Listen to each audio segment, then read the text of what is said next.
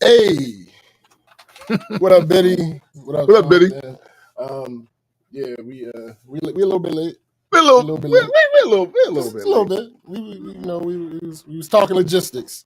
Right. So yeah, that's what that was. I guess go ahead and do the intro. Do the intro? Gotcha. Me. Welcome everyone to the Black Culture Geeks podcast. This is my man SPJ. You and I am Tombstone the Dead Man, and we are just a couple of geeks talking about pop culture from a black perspective.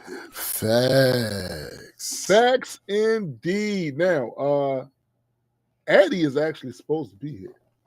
He hit me up, but I understand why he's not here yet because I have yet to send him the link. And he's going to, he's going to be ass and he's going to talk about, see, that's what I'm talking about right there. I get it. I understand it. And you know what? I forgot. You know what I'm saying? Like, there's a lot of shit going on. You know what I'm saying? There's a lot of shit going on. I got him. You know what I'm saying? I'm sending it to him right now. A lot of shit going on. So in the meantime, so first of all, it's gonna be a shorter one today. We're going about 2/3 of the time. And I guess I'm just gonna jump into it. So off top, so we have a Divine Counseling LLC update. We do. Yeah. Betty said I was eating second breakfast. That's funny. That is hilarious. Actually, a second snack. Third breakfast. Who knows? We have a Divine Counseling LLC update. Last week, we recapped when I wrote this in my notes, I thought it was hyperbole, but then I went back and thought about it. I don't even think I'm exaggerating. When I say we recap the bombshell conversation that I had with the owner. Oh, yeah. You're right. I don't think that's hyperbole. You're right. That's pretty accurate. Right. Exactly. I made 2 declarations in this last episode. Number 1, I would never come out and publicly be as venomous about Divine as I was in that episode that we did after Christy's last day. Mm-hmm. I made that declaration in the conversation with the owner. And I will be keeping that one. Yeah. Absolutely. 100%. Because that part's not necessary. I mean, yeah, but that part, that energy is not necessary at this point, right? That was, like I said last week, a lot of that was catharsis. Really? So, really, yeah, that energy is out. But the second declaration I made in the episode was that we were done talking about Divine Counseling publicly. We got to go back on that one. We were wrong. We were wrong. So in this past week alone, I want to say about 5 people who we were not previously in conversation with have reached out to us about how things are going at Divine. To what should be nobody's surprise, they aren't going great. Now, these correspondents range from people just reaching out to thank us for what we've been doing to get the word out, all the way to people reporting on issues. There's still harm being done. The entire point of us doing this in the first place was to spread awareness, which would hopefully, in turn, spark some kind of accountability. Or change. Right. Let's just list the issues that are either new discoveries or that have yet to progress sufficiently since last week, right? Someone discovered that similar to the 401k contributions, several employees have had their health benefits canceled without even being notified. So, like, I believe 1 or 2 people, like, went to the doctor and found out that they did not have current active health insurance. Mm. I think a couple people got bills in the mail from a visit that they may have had since the cancellations had happened. Do I have to? I don't got to explain why that's bad, right? No, I think it's pretty self-explanatory. And again, these aren't things. This isn't a thing that the company wouldn't know about, right? Yeah. That's not how that works. So yeah, that's that one. Speaking of 401k, Chrissy has still not received the money for the cancel contributions yet. Interesting. That 2-month period where all of the contributions from the employer, so their own money, were all canceled. Yeah, she hasn't received those. Now, the one that happened after this was publicly made aware to everybody, that one went through. Right. But the ones that were canceled have not been fulfilled. On top of that, several employees report that there has been no update to that at all. Because sure, Chrissy doesn't work there anymore, so maybe she wouldn't have heard if there was no. Several employees say no, there's been no update to that. That are still, basically what you're saying is even people that are still working there haven't got an update. Nope, no update. No new information about it at all in any way, shape, or form. Okay. Next. What's up, Honey Dragon? It's been a while since Honey Dragon. It's been a while. I just talked to her the other day. Me and her and Graydon was in a very productive, creative meeting. Word. So next, several 1099 contracted therapists have reached out to say they're unaware of any movement to bring them back to being full-time W-2 employees, despite what the owner told me in that conversation. Yeah.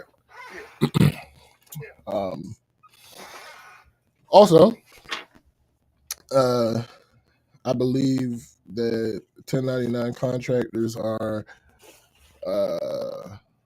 being paid through wire transfers, effectively meaning that they are paying to get their money. Jesus. Yeah. Also, there was another pay delay this week. I don't remember the details for this, so I'm not going to speculate. Well, it's not speculation. I had the details, I just don't remember them off the top of my head. Right. So I'm not going to say that part. But yeah, they apparently they're supposed to be getting their money Tuesday. Yeah. Which again, I'm on a broken record here. It's unacceptable. Like, oh, and they found out like Thursday. Oh, yeah. I mean, I guess nobody should be surprised at this point. I mean, no, but yes, right? Because that part, you would think that once public statements were made about certain things being resolved, that there is a certain amount of accountability that comes with people hearing you say that, so you would be extra right about making sure that those things came to fruition. Look, shit happens. We get it. Absolutely. Shit happens. Sometimes stuff that you can't anticipate happens, right? But that said, that doesn't really help the people who aren't getting their money and they got a bill that's due, or like, let's say, full benefit of the doubt, right? Let's say the thing that caused this to happen did not happen until Thursday, and it was unavoidable. Right. It's still unacceptable. Yeah. Like, there's these things should not be happening in your. You tout all the employees that you have. Maybe you need to cut back because something ain't working. Something ain't working. Yeah, do something. something me and my business partners was talking about. You gotta pivot. Yeah, some guy you gotta pivot. Sometimes the goal that you had is still attainable, but it's just you're going to take another route to get there. You're going to take another route to get there. Sometimes that's what it is. And we living in a real weird time right now, business wise. There's a lot of things going on that aren't helpful to the health of businesses and stuff. But some stuff is just internal that you have to fix yourself. It doesn't have anything to do with the things that are happening outside of your control. This is the other thing too. And these are things that all of us that's running businesses have to figure out, right? If you have your infrastructure straight when these unavoidable things happen, it kind of cushions the BS. Yeah. So if you find yourself having an issue with an outside thing that you didn't account for and you're not really being able to handle it, it means one of two things. Either that thing was so overwhelming that none of the things you had in place in your infrastructure could have solved it. You didn't foresee it. Or your infrastructure isn't strong enough. There are things missing from it. And this overwhelming thing here just collapsed your scaffolding. Just collapsed it, right? And you gotta fix it. If you plan on staying, in business, you gotta fix those things, because the things you don't have control over now, you won't have control over in the future either. All right. Yeah. What it is. Yeah. What up, Lost? What up? So also while the conversation with the owner was happening, she said, "What up, sis?" Hey, sis. Sis, you might want to rewind like 5 minutes. So also while the conversation with the owner was going on, she said she was going to go live to explain things. There are no accounts of that ever happening. Yeah. This is almost 2 weeks ago now. Yeah. She also mentioned to Chrissy directly that she would reach out to her. That never happened. See, the issue, and I'm being very, very polite. The issue is when you start stacking things that were supposed to be done, but didn't get done. It does wither away your credibility when you say other things are going to happen. Right. So you might want to tighten up on that. And the first way to tighten up on that is to, at the very least, even if it's late, make sure those things happen. Yeah. So that the conversation doesn't stay at you never did. And at least goes to they eventually did. You know what I'm saying? Yeah. What's up, Joe? What up, Joe? So on top of all of that, I still have heard no reports of an apology for any of it. Sometimes I wonder, right? Not saying this is this specific person. When people don't apologize, even though they've been demonstrated to be wrong, is it because they just don't have the words, or they don't inside feel they were wrong? So they're resisting the call to toss those apologies out there. I'm not a mind reader, but just given given what it seemed like her tone was in the conversation that we had at the end, and clearly it was through text, so it's hard to convey tone through text. Sure. It seems like she doesn't feel like she did anything wrong. That's kind of the gist of because she kept using it for everything. The excuse was either I wasn't aware, or insert person is young. Yeah. I'm young. I've never ran a business before. Right. That person was a 22-year-old. my HR staff isn't as experienced. No, what she said. They need more training. Right. They're young professionals who need more training. Everything is, oh, this is the excuse. But I can't be blamed for this or held to the same account for this because right. This. Right. Yeah. So it's like, bro, you realize that as the owner, all of those things are your fault. Like right. You decided to start this business. Yeah. You can't use the excuse that you've never had a business before. You were the prime mover. You did that. You chose to do that. Joe asks, what's worse, not apologizing or non-apology? It depends on the situation. In this situation, not apologizing. Yeah. Not apologizing. Because I don't give a fuck if you mean it. Right. For this situation. Strictly for this situation, it doesn't matter whether you mean it or not. Nobody's like that. Those words that you say in that apology are not going to do heavy lifting for the extreme ends of that's facts. How people feel about what has happened anyway. And this is for the people that are closer to the middle.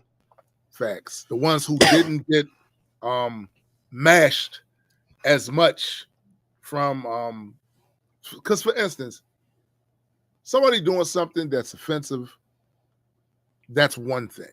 Mm-hmm. And the apology, because it didn't actually affect money, health, whatever, right? But when you do things that do have an effect on people's money, their health, right? So tangibles, like tangible harm, right? The apology really doesn't change anything because the tangible harm is still there. Mm-hmm. This is why, just as an aside, this is the reason why I don't like the they need to give black people an apology for slavery. No, you need to do something. we ain't doing that. But that's in this particular case where people were actually harmed financially, harmed psychologically. And the apology, while the apology doesn't change what happened, right? It's on the road to being accountable, right?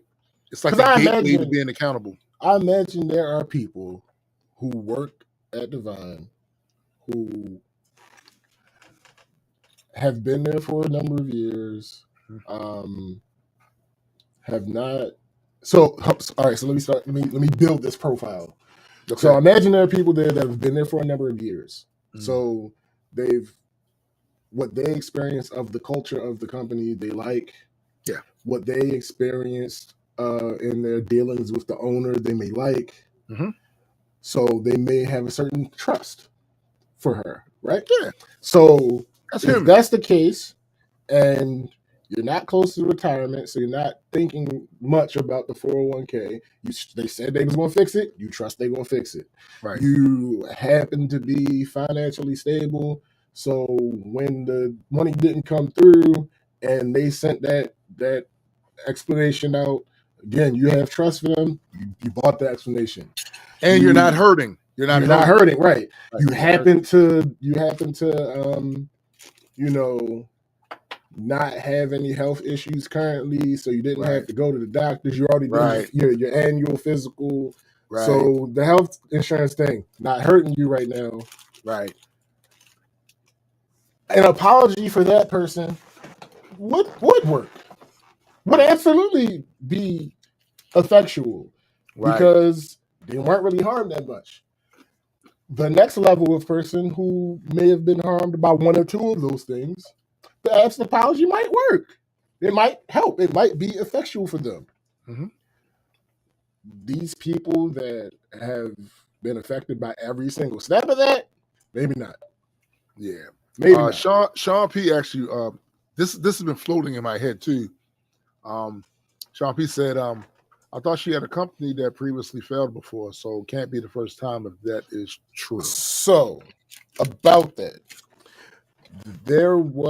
she had an LLC for Divine under a different but very close name.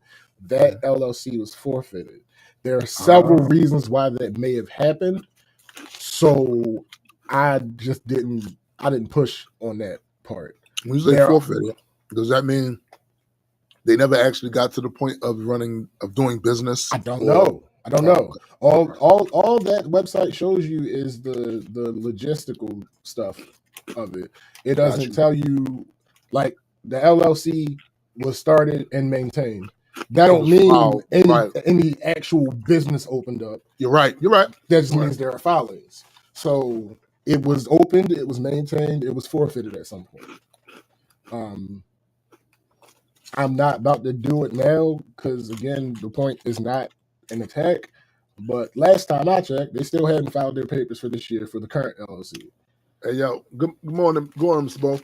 Bowman. Listen, he's right about this too. Bowflex says, but an LLC can be just for projects. Absolutely.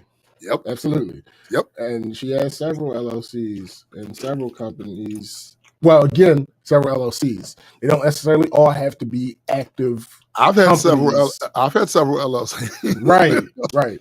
So like, we're not like I again in the hyped up stage of catharsis, you put things together, just based on what you feel might be a little plausible in the moment. Right now, I don't have any of that, partly because I'm not personally affected anymore. Mm-hmm. I still care enough to be reporting on this stuff because, that's crazy work. But another reason too, and this is, y'all take it for what it's worth. There was an accusation of lying. Yeah, that was tossed out there, and so I'm just going to make sure that. Okay, there's nothing you can say I'm lying about now. Right. There's absolutely nothing. There are more things, again, just like I said last week, there are more things I can say about things that have been reported to us. Mm-hmm. But because there's certain of those things I cannot prove without causing harm, potentially. Facts. I'm not even going to say them because there's no point. Anything else, anything that I'm saying now, I can show. Yep. There's evidence of these things. So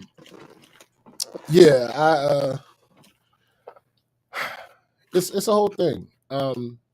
There are a couple more things that I think I could actually get evidence for. Not have evidence that exists somewhere, but not at our fingertips, and I'm drawing a blank on that are happening. So here's the thing. It is absolutely possible. Actually, you know what? I'm being too charitable. I guess that it's possible that all of this is just a communication issue, right? I guess it's possible. At this point, though, miscommunication to this level is extremely unacceptable. Like, you can't. Mighty Mike Gleason. Big Mike. Yeah, bro, like, it's just honestly. Yeah, look, here's the other thing, right? And I know this is me being very charitable, but I'm prone to do that from time to time. Sure. All this could be transitional shit, right? Sure. Whatever the initial problem was that had this mess happen in the first place could be ongoing. Yeah. And, sometimes whatever fix you throw to it doesn't stick. Right. So that wasn't it. It only worked for this, but it doesn't. It could be transitional, but the point is, it's still happening. Yes. And there's still harm being done. Mm-hmm. So, at the very least, what we're saying to you is that as long as there is some harm being done, there will be some manner of reporting. Yeah, we will be here. It's just that simple. As long as we keep finding out that shit is happening. The other thing that's crazy about that too? So in this particular case, this is people coming to the show. Right. Literally. Let me be clear about that when I said we. So most of the time before, when I said we, the we was Chrissy and I. Yes. Mostly Chrissy. Yes. Right? That has evolved. That has changed. That we now includes direct messages to the Black Culture Geeks. Yeah. So, yeah, this isn't. It's still, in other words, the issues are systemic and they're still happening and they're still affecting people. And now what's happened, because we raised the alarm about it on this platform, is that it appears, at least, that this is the platform that people are going to see as a way for them to get the word out that they're still having issues. Yeah. And exactly, Chrissy, exactly. So because of that, we do feel we have a layer of responsibility, absolutely, to report on it, because especially since initially it was a personal connection to the ongoing thing. But then as a result of the work done by this show, specifically SPJ, because of the personal issue, right? We find ourselves here. And the one thing people will not be able to accuse this show of being is not respondent to a community effort. At the end of the day, while I don't live there now, I was born and raised in Baltimore City. SPJ is still in Baltimore City. Well, that's a community. Well, not a little bit of whatever. Regardless, it's still Baltimore. It's still Baltimore. Right. It's still Baltimore, right? So because of that, we feel a responsibility to the community. Yeah. On top of that, Black people. That's the other thing. I'm Black. If you haven't noticed, the sign on the stores is Black Culture Geeks. Listen. You know what I'm saying? To quote a freestyle I did, shitting on Idris Elba, I am a Black everything that I do. It's that simple. I am a Black everything that I do. Everything. Right. Yeah, right. I don't want to be known as a Black. No, I'm good. I'm a good. Black everything. I'm a Black podcaster. Absolutely. 100%. What are you talking about? Like, what the fuck are we talking about here? But yeah, like it's to the point where literally someone will reach out and I'll see it and I'll like go to their profile picture and show Chrissy, like, do you know this person? Right. And like, I don't take this shit lightly, bro. I don't take this shit lightly. When people are reaching out to us like, hey, listen, I'm so happy that you guys are blah, blah, blah, blah, I'm blah. hurting because this happened. Yeah, like, nah, we gonna say something. I'm going to do this shit within my power. Yeah, we to go ahead and, because it's a whole thing, bro. I just don't. It is. I don't know. It's irresponsible. Yeah. It's extremely irresponsible for this to be happening the way that it's happening. Continuing to happen. There should have been, if there was an ounce of sincerity in the things that I got from the owner in that conversation, there should have been a mass email drafted that night. Yeah. That night. Even if it didn't go out for a week or so, that first draft should have been made that night. Yeah. And she should have got with somebody who knows what they're talking about. Absolutely. To massage it and make sure that it was appropriate and all that other stuff. And that should have been in the inboxes of every single employee, not just the ones who were affected. Yeah. Every single employee. Everybody was supposed to get that one. Yeah. Everybody. That hasn't happened. Like, what are we? Again, I don't know. I have to go back to, because like you can't. Oh, also the other thing that would have normally pissed me off about that conversation, when I brought up the idea, because another excuse she kept using was that's another thing. It's another thing. There are employees that reached out to us that, now this is not speculation, but it is hearsay. There's no tangible proof I can show you for it. Right. But they've reached out to us and said, yeah, they've reached out to Gusto, which is the payroll platform that the owner is blaming some of this stuff on. Right. And they claim, I don't know, they claim that Gusto was saying, no, this was the employer. Yeah, see, look at this. Look at this comment. Yo, I'm not doing this with you. I'm not doing this with you. It's simply not happening. You got the link, nigga. I sent you the link. Yo, like you play too much. So like I don't know. I'm not putting myself in a position for you to keep gaslighting me. That's not gonna happen. Like if she ever reached out, at this point I wouldn't even have her on the show. No. For what? I wouldn't even have her on the show. If we would have ended that conversation with her asking to come on the show and explain things, I would have considered that. Yeah. But since almost 2 weeks has passed, and the very few promises she made in that conversation, she's already not kept all of them. Yeah. Nah, deal with this on your own now. We could have done our small part to help rehabilitate some of what you got going on over there. Yeah. Had you just kept your word. Like, even if you didn't come on the show, even if you just did the things you said you want to do. That's all. In that conversation. That's all. Even last week would have been much more charitable than it ended up being. And it wasn't that bad. We were still charitable on last episode. We really were. It could have been so much. There could have been some type of vote of confidence. Yeah, see, Chrissy saying people keep asking if she reached out to her. She did not.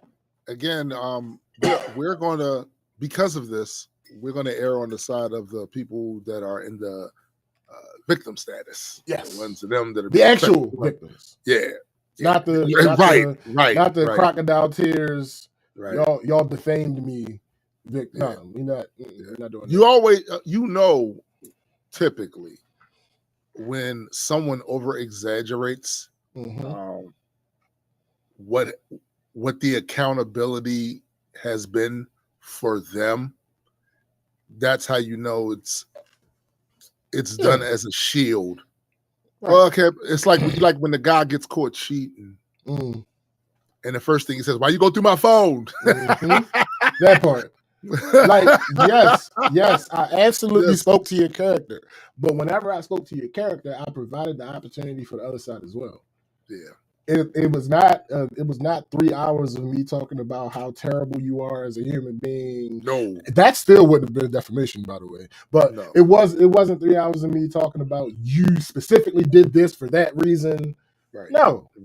I was speaking on the result of the actions. Right. Or inaction. It seemed like either this was malicious or gross negligence. Now it's much clearer that this is gross negligence. I still won't say that the possibility for it being malicious is 0%. No, it's not a 0. I wouldn't say 0%. 2, 1, 2, maybe as much as you might decide to go as much as 5. I mean, listen. All right, hold up. I gotta make this transition. I don't even know how this is going to work. It's Jay Molly. That's terrible. Leave that man alone. Yeah, let me make this transition. Okay, so we're here, and then we put this person here, and then something's happening. We take this person here. Something happened. Put this person here, and that should have the effect. Oh no! Oh, there we go. There we go. You're in, my guy. There we go. I see it now. All right. Bet. So you just not gonna say nothing? You gonna stroke your beard? I don't hear you, my guy. We don't hear you, sir. Yeah, your audio not. Hold on, let me see. Is it on this end? You don't have a microphone selected, my guy. Let me request. So yeah, he's getting that settled. So yeah, bro, It's a whole thing. It's a whole thing that shouldn't have been a thing, but since it is, then I would have loved to not have been involved, bruh, with any of this bullshit, bruh. Like, that would have been my preference. Biddy said the quiet goose not allowed to speak. That's hilarious. That's hilarious.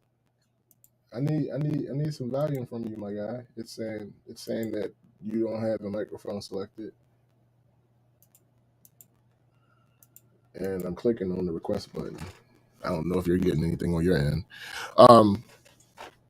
Yeah, bro, it's just we're gonna be here. as long as this shit is going on, we're gonna be here. We're gonna be here. It's that simple. I said the geese got his mic and his tongue. Yes. Yeah, I could not in good conscience hear all the shit that I heard this week. Nah, and that's the part of it that I find interesting is that after we had kind of closed the books on it. Yeah. Just because we closed the books on it didn't mean everybody else. Absolutely. Or something was solved. Absolutely. Clearly was not solved. Yeah. So until there's action that prevents us from doing so, extrapolate from that what you will. Mm-hmm. Yeah, we'll be here. We'll be here with any updates that are necessary. What up, Nessa? Oh shit! What up? Yeah, until there is any action that prevents us from doing so, we will be here with the updates. Biddy accused us. They took his crack. That's hilarious. There will be probably since one piece is still affecting us personally is those missing 401k contributions. Yes, absolutely. At the very least, each week we'll probably get an update on that. Yep. Is there any change? No, there is no change. Or they finally came through, and then we're gonna give them credit for it. We gonna get them credit. Well, it depends on how long it takes. Selective credit. Yeah, it depends on how long it takes. Okay, you did do it, but it's 2030, nigga. Right? Like if we already married. and finally, I'm like, babe, look at that 401k statement. See if the payments ever came through. And it's like, it's finally came. Okay, all right. This nigga said if we already married, nigga, if it takes 5 months for that shit, nah, bro. Like, what are you talking about? Like, okay, damn, I don't want to do that because I don't want to be messy. I don't want to be messy. I was about to ask a question. No, don't ask it. Don't ask it. There might come a day when you have to ask it. But okay. All right. Now it's not that day. I'm leaving that alone. So while we're waiting to see if Addie ever comes in, Chrissy just did her daily check, still nothing. So yeah, she still hasn't been made whole. She has not been made whole. Which also I'd like to point out. Directly contradicts the idea that all people have been paid for their work to this point. That is incorrect. That is incorrect. Because the money that these people earned is not where it belongs. Yes. So, and by the way, in case this wasn't clear, those canceled health insurance, they're still paying for that. That's still coming out of their check. Yes. It wasn't a situation where their health insurance was canceled and they looked and they got more money on it. No. So everyone, in fact, has not been made whole or taken care of in that regard. This is why you got to be very careful, bro. Like when you own a business or whatever, you got to be very careful the public statements you make. Bro, you can't just be saying shit. You can't just be saying shit, right? You can't just be saying shit. Like, yes, are you going to get dinged either way? Yes. If you are quiet, you're going to get dinged for being quiet. Mm-hmm. But if you talk too much and then you say things that then people find out later isn't true, it's worse for you. It's worse. So much. It's worse. Because what are we even talking about at this point? Yeah. You can like we say on the show, you can always shut the fuck up. It's always an option. You can always shut the fuck up. Always an option. It ain't always going to be beneficial, but it might be the best option thing for you to do. Right. Yeah. Yes. 100%. Because you just came. There are literally people reaching out to Chrissy specifically in response to things that the owner said on that post. Yeah. So, yeah. Chrissy said HR still responding, sending general messages, but not responding to the important shit. Yeah. Yeah, I've seen that in interviews with politicians. Like Negative. I've seen journalists ask politicians questions, and the politician goes all around the mulberry bush with these general statements. And I think they think that if they can get a good 2-3 minute response of them saying something, that they have responded. Good journalists call them out on that. You know, absolutely they do. So yeah, that's what it is. Shit had happened. I commented on it. Shit had kept happening. I kept commenting on it. More shit happened. We had an episode about it. Yeah. More shit happened. Chrissy left. We had an episode about it. Right. They didn't like that episode. No. Another thing happened.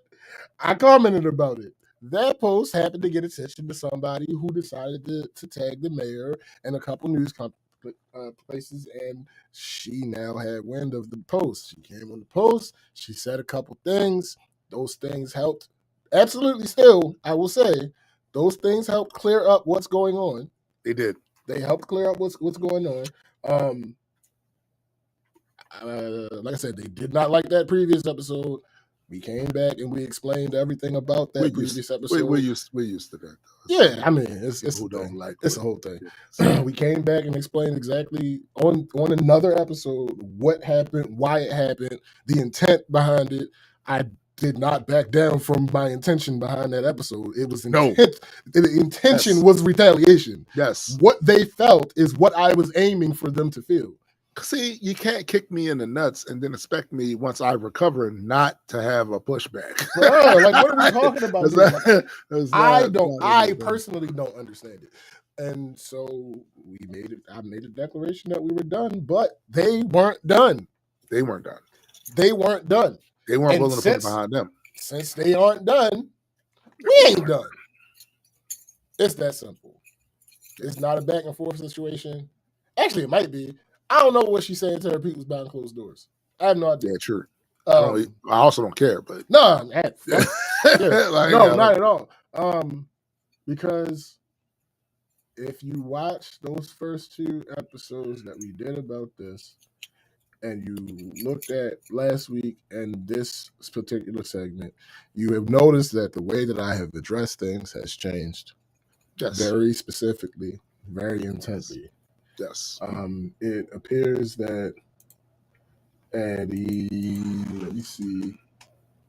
It appears Addie actually has audio. Let's see. Does it? Let's see. Oh, damn, I just heard something. Okay. Fuck? I heard something.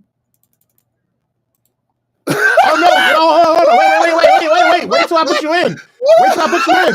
No, wait till I put you in. There we go. All right, get in there. Get in there. Okay. Hey, go ahead. Go ahead. Oh, okay. I heard all the fuck shit y'all was saying. I also heard all the fuck shit the chat was saying too. Okay. It's cool. Hey, Biddy. Because that was important. Hey, Biddy, I'm on your top. Look, it was important to us that you heard it. Yes, you needed to hear it. No, the thing was, my settings was fucked up, and when I got in, it didn't show me to hit like my audio box when I was trying to do my audio. So that's why I fucked up. You try to hit your audio box. Don't do that. I know what you're doing. Don't troll me. I'm asking. No, because I don't know what you mean by that, but I kind of do. You're trolling. My audio, yeah, because I hit my audio box. No, it's cool. You hit your audio box? We'll not go into detail. What's up? He don't. I already know. What? I'm asking. He said he hit his audio box. No, stop it. No, I didn't say that. Oh. That's not what happened. We're not doing that. That's cool. What's up, y'all? No false narratives over here. Long time. We just got finished first time, long time. Yeah, long time. We just gotta finish Troop That's 7. MLB and shit. Yeah. Yo, this is so crazy, right? Because it's 2025, and Yes. it's been a lot of Last time I checked.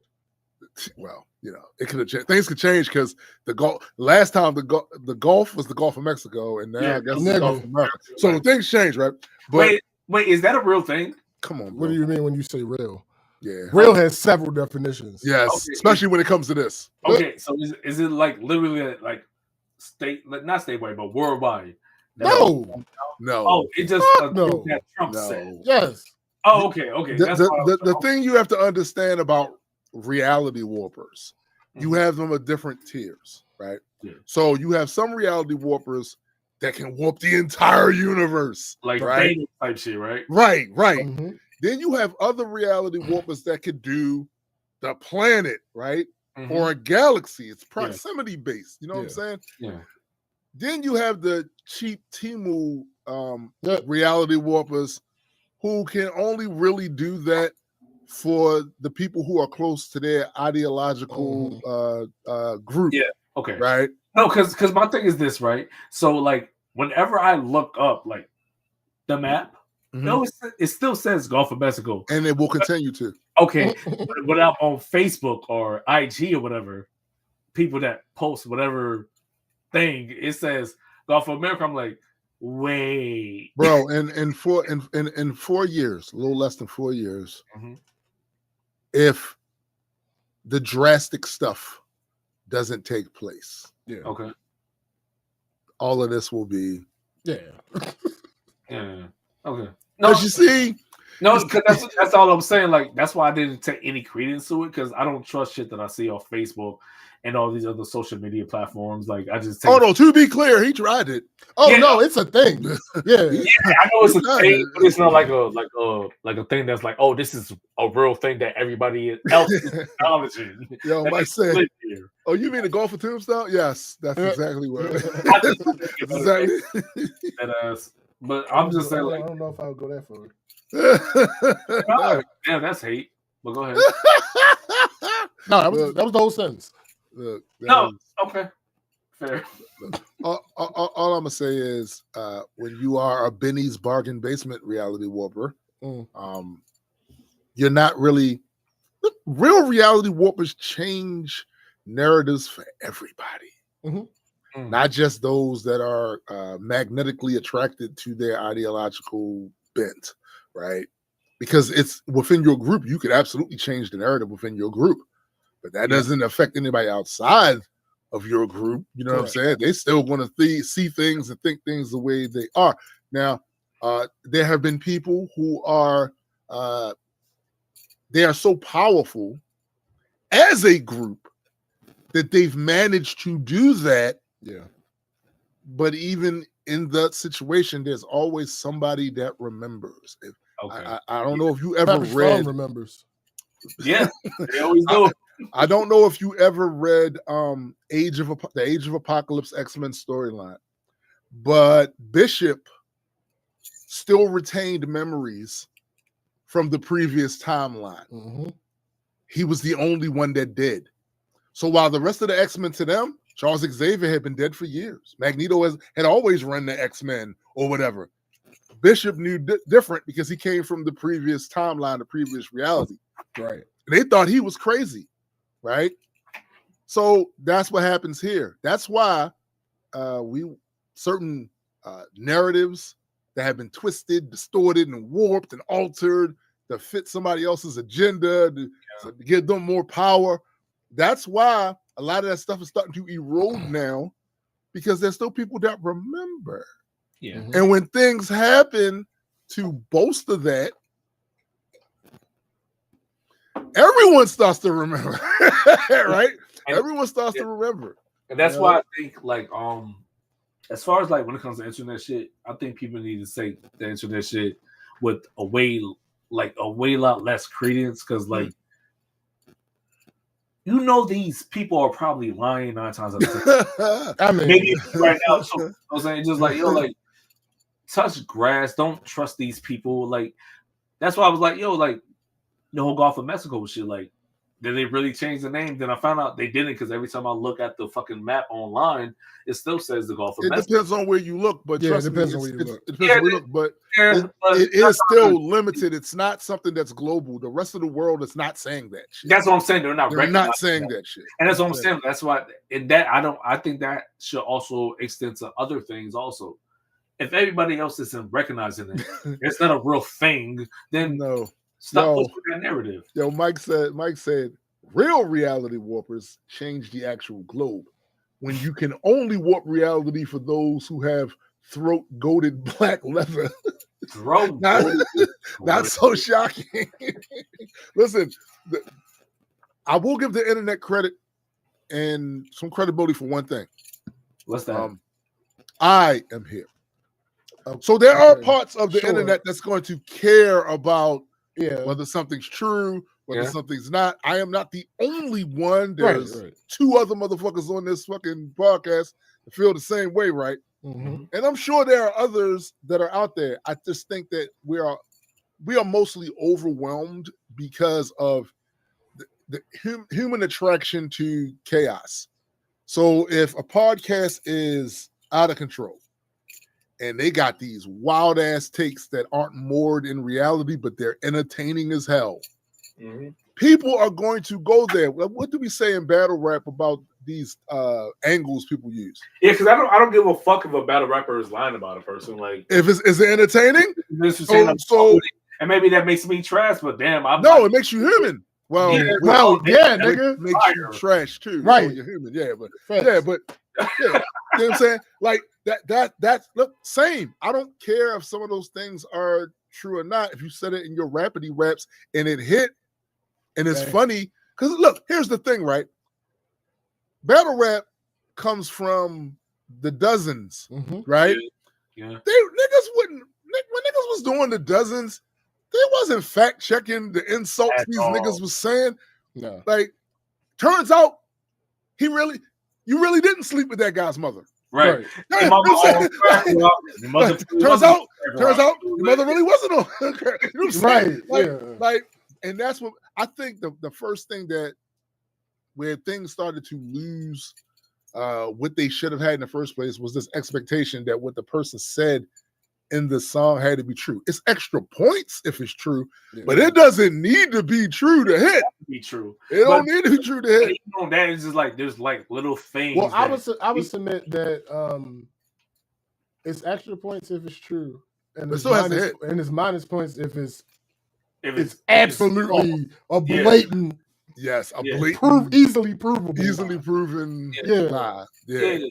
But not only that, it's just like, like even if it's false, it's just like, who cares? But it's like, if it's true, it's like, damn, like that's fucked Especially up. if it's something bad. If it's something like bad. But even if there's actions that you've done surrounding that bar particularly, that looks like, damn, that might be the case. It's gonna have people like, Facts. Damn. That might kind of be true. It might track. I'm just saying, bro. Like, there is a line, and everybody has their own line, bro. Everybody has their own line about what they consider that was too much, shouldn't have went that far. But I'm from the battle rap. I don't have that. I'm from the battle rap school that says, look, I don't expect none of the stuff y'all saying to be true. I just know y'all going to be hitting each other in the mouth, lyrically, and I want to know. I want to hear the composition of it, how he said it, how he presented it. Was it funny? Was it like, did it make my face do this? Yeah.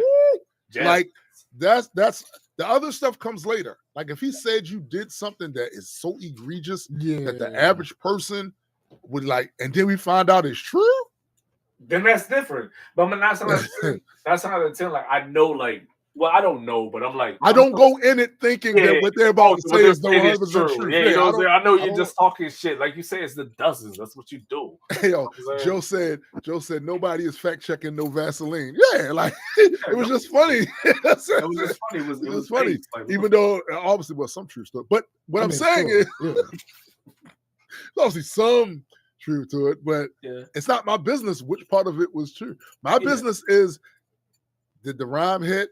Yeah. Did these lines hit? How's that beat? I want to be entertained. Are you entertained? Yes, I am. So I'm not really going to judge the person that lost based off of that stuff unless it's like we find some corroborating evidence. Yeah, that this. Oh, you doing that? There's like only one person recently in the beef that I'm like, damn, this is some shit that's kind of corroborated, but I think it was like kind of like. I mean, maybe over exaggerated, but it kind of looks like it could be that way. Maybe, but my thing is this, right? The shit true. I was about to say, my thing is, if you don't want that to look like it's true, don't do things that make it look like it's true. Yeah, try that. Try that on for size. I mean, I feel like that works. I'm gonna tell you something else that I find really weird. What's that? So there's a lot going on with this whole Remy and Papoose stuff. Mm-hmm. And I'm curious about this, right? Because in my mind, the worst thing that could happen is you and your ex, who are both well-known public figures, going back and forth about y'all personal shit. Yo, this nigga got a whole... What the fuck is happening here? I don't understand. He's got a whole... Look at the plate. That was his problem. I just think I'm upset that they're still doing this shit. It's like, yo, this has been going on for like... No. But to be clear, I have to give Pap some... Shoot him some bail. He don't. This was not him. Oh no! It's not his fault. It's not his fault. He did the right thing. He did the right thing. For the longest time, that man ain't saying nothing, yo. That man ain't saying nothing. Right. Yes. He slept the nigga, and that's it. You know what I'm saying? Yeah. That's it. He ain't saying nothing about it. It's Remy's fault. And the other nigga's fault. Like, the fuck? Well, the other problem is the other element to this is battle rap. Yeah. Battle rap is about minding motherfuckers' business too. Yeah. So that's why Geechee Gotti did his thing with Buddy. Yeah. That shit's actually, I didn't even like that battle all that much. I didn't think it was that great, but because of the things that come out afterwards, it makes that battle much better to me because it does. Like he wasn't wrong. You know what I'm saying? Yeah. Now, to me, bar wise, I wasn't really blown away by bar, but I will say this: when Big K did what he did, the other dude, what's his name? Adi Boom. Fat dude. Yeah, Adi Boom. I didn't find Big K's bars to be this elaborate. It was serviceable. Yeah, they weren't supposed to be. Yeah. It was because that's what he was using them for. Just to make a point. But guess what though? They hit so much harder when it's true. That you find out it's true. Facts. It's true. And that's what I'm saying. Hard. Even with that shit with Remy and Pap was like holding her down, all this shit. I'm just like, yo, like, you so fucking messy. Like, my thing is, I won't be the one to say publicly which one of them is right, because it's a relationship that spanned over years. But we can say who's the more messy. We can say who's the more messy because of the way the shit has gone. Decision when you make decisions where we see the outcome publicly, you know what I'm saying? Like that you people can comment on that because we see the outcome. Is Pap's been quiet, right? That's the thing, because Pat's been quiet on both sides. Meaning, I'm not going to talk about snuffing this nigga. Yeah, right. And I'm also not going to talk about our relationship, our life thing. It is what it, you know what I'm saying. But at a certain point, if you keep talking, keep poking the bear. You keep poking the bear. The bear going to maul you. The reality is, the way humans are, if all we hear is one story, that's the story we're going with. Yep. So he had to come out and do this. He had to push back on that shit. He had to. I mean, he didn't have to, but it was right. No, he had to, because I'm just saying, because you don't have just in the. He's a public figure, though. He's a public figure, though. Yeah, it would be one thing if she was with somebody that was not a public figure at all. Yeah, he don't have to say shit. Yeah, like for instance, Serena Williams' husband don't have to say shit. Right. You don't have to say shit. No, I'm just saying from the aspect like you don't have to do anything, but like I get it. He's a public figure, so like he had to. But I just wonder, like, what would the difference be if he didn't say nothing at all? He's Well, like, I'm okay, gonna tell I you know what I know. I'm gonna tell you what would have happened, and this is the reason why he had to. So that man's music career ain't done. Right. There are things he still wants to do. Right. Mm-hmm. So a large part of when you are a public figure of people fucking with you is because they like you. Yeah. Especially a rapper, it's because they like you. See, that part I didn't know. I thought he was retired from rapping. Nah, B. At least, like, he's still working. He's still working he's still working in the music industry. He works for TuneCore, right? And the other thing about that is, so he writes songs for other people, including her. Yeah. All right. A lot of rappers, her. Brothers, you know what I'm saying? Yeah. So he's still rapping, and trust me, anybody that's still rapping has a thought in the back of their head, no matter what the fuck they say publicly. Yeah, you can't. They're gonna put us. You can't cause my image, especially if I want to be back outside. You know what I'm saying? Yeah. Right. I get that. They want the option to be able to be back outside and still be impactful and still have some credibility. See, I didn't know that was the case. I just thought he was just low. You know what I mean? He's a rapper. At the end of the day, he's a rapper, and if a beat comes on that he feel like, oh no, I got to do this. Yeah, he definitely had to protect. He's gonna do it. Bro. He had to. Yeah, he had to. He's gonna do it. Yeah, so he had to address it because at this point his branding is at stake, right? Because think about what they were saying. Some of the stuff that was coming out was trying to make him look like he was a fraud on a Black Love tip. Mm-hmm. He was not. No, he glorified that woman all the fucking time. And can we dismiss the idea too that someone has to be perfect in that shit for it to be credible? No, right. He's still human. So there's gonna be things he does. Right, he don't have to be perfect. But what we can verify is how he held her down. Like, that is because at the end of the day, there's no such thing as a perfect victim or a perfect anything. You know what I'm saying? Like, they don't, and they don't need to be in order to. They don't need to be compensation. Yes, for what happened to them. Yes, they don't need to be. I agree. I agree. It's a whole thing. I just didn't know he was still trying to like make music anymore. I just know like he's like with Clarissa Shields, and if I'm sounding sloppy, I'm just saying. I mean, I don't give a fuck. Had Clarissa Shields is a athlete. They have a shelf life. Yeah. Yep. They have a shelf life. You know what I'm saying? Like how many this rap shit? Like how many hits in the face? He could do this rap shit till he's 60. Yeah. I'm almost 60. You know what I'm saying? He can do this shit beyond. You know what I'm saying? Like. He got to keep his, and at the very least, let's say he decided I don't want to do that shit no more. He still want the option to be able to say, do it. Yeah, you know what I'm saying? Like that's fair. That's fair.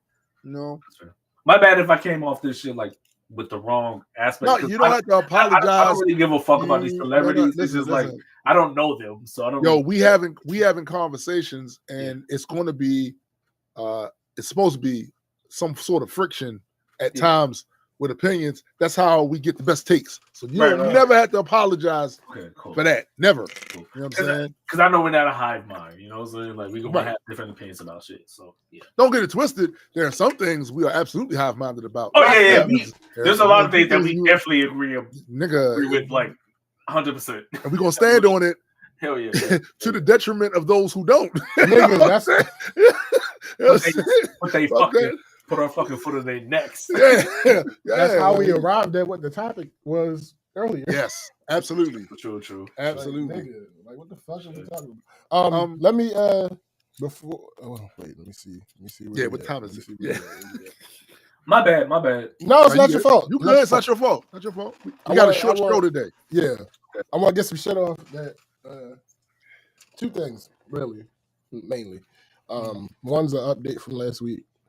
And the other one is something I meant to bring up last week, but we ain't had time. Right. So the update from last week, I talked about the girls' prom send off and how I did the photos for that shit. So I finished editing the photos. I made a mistake. That messed up like 80% of the photos that I took. No, like 80%.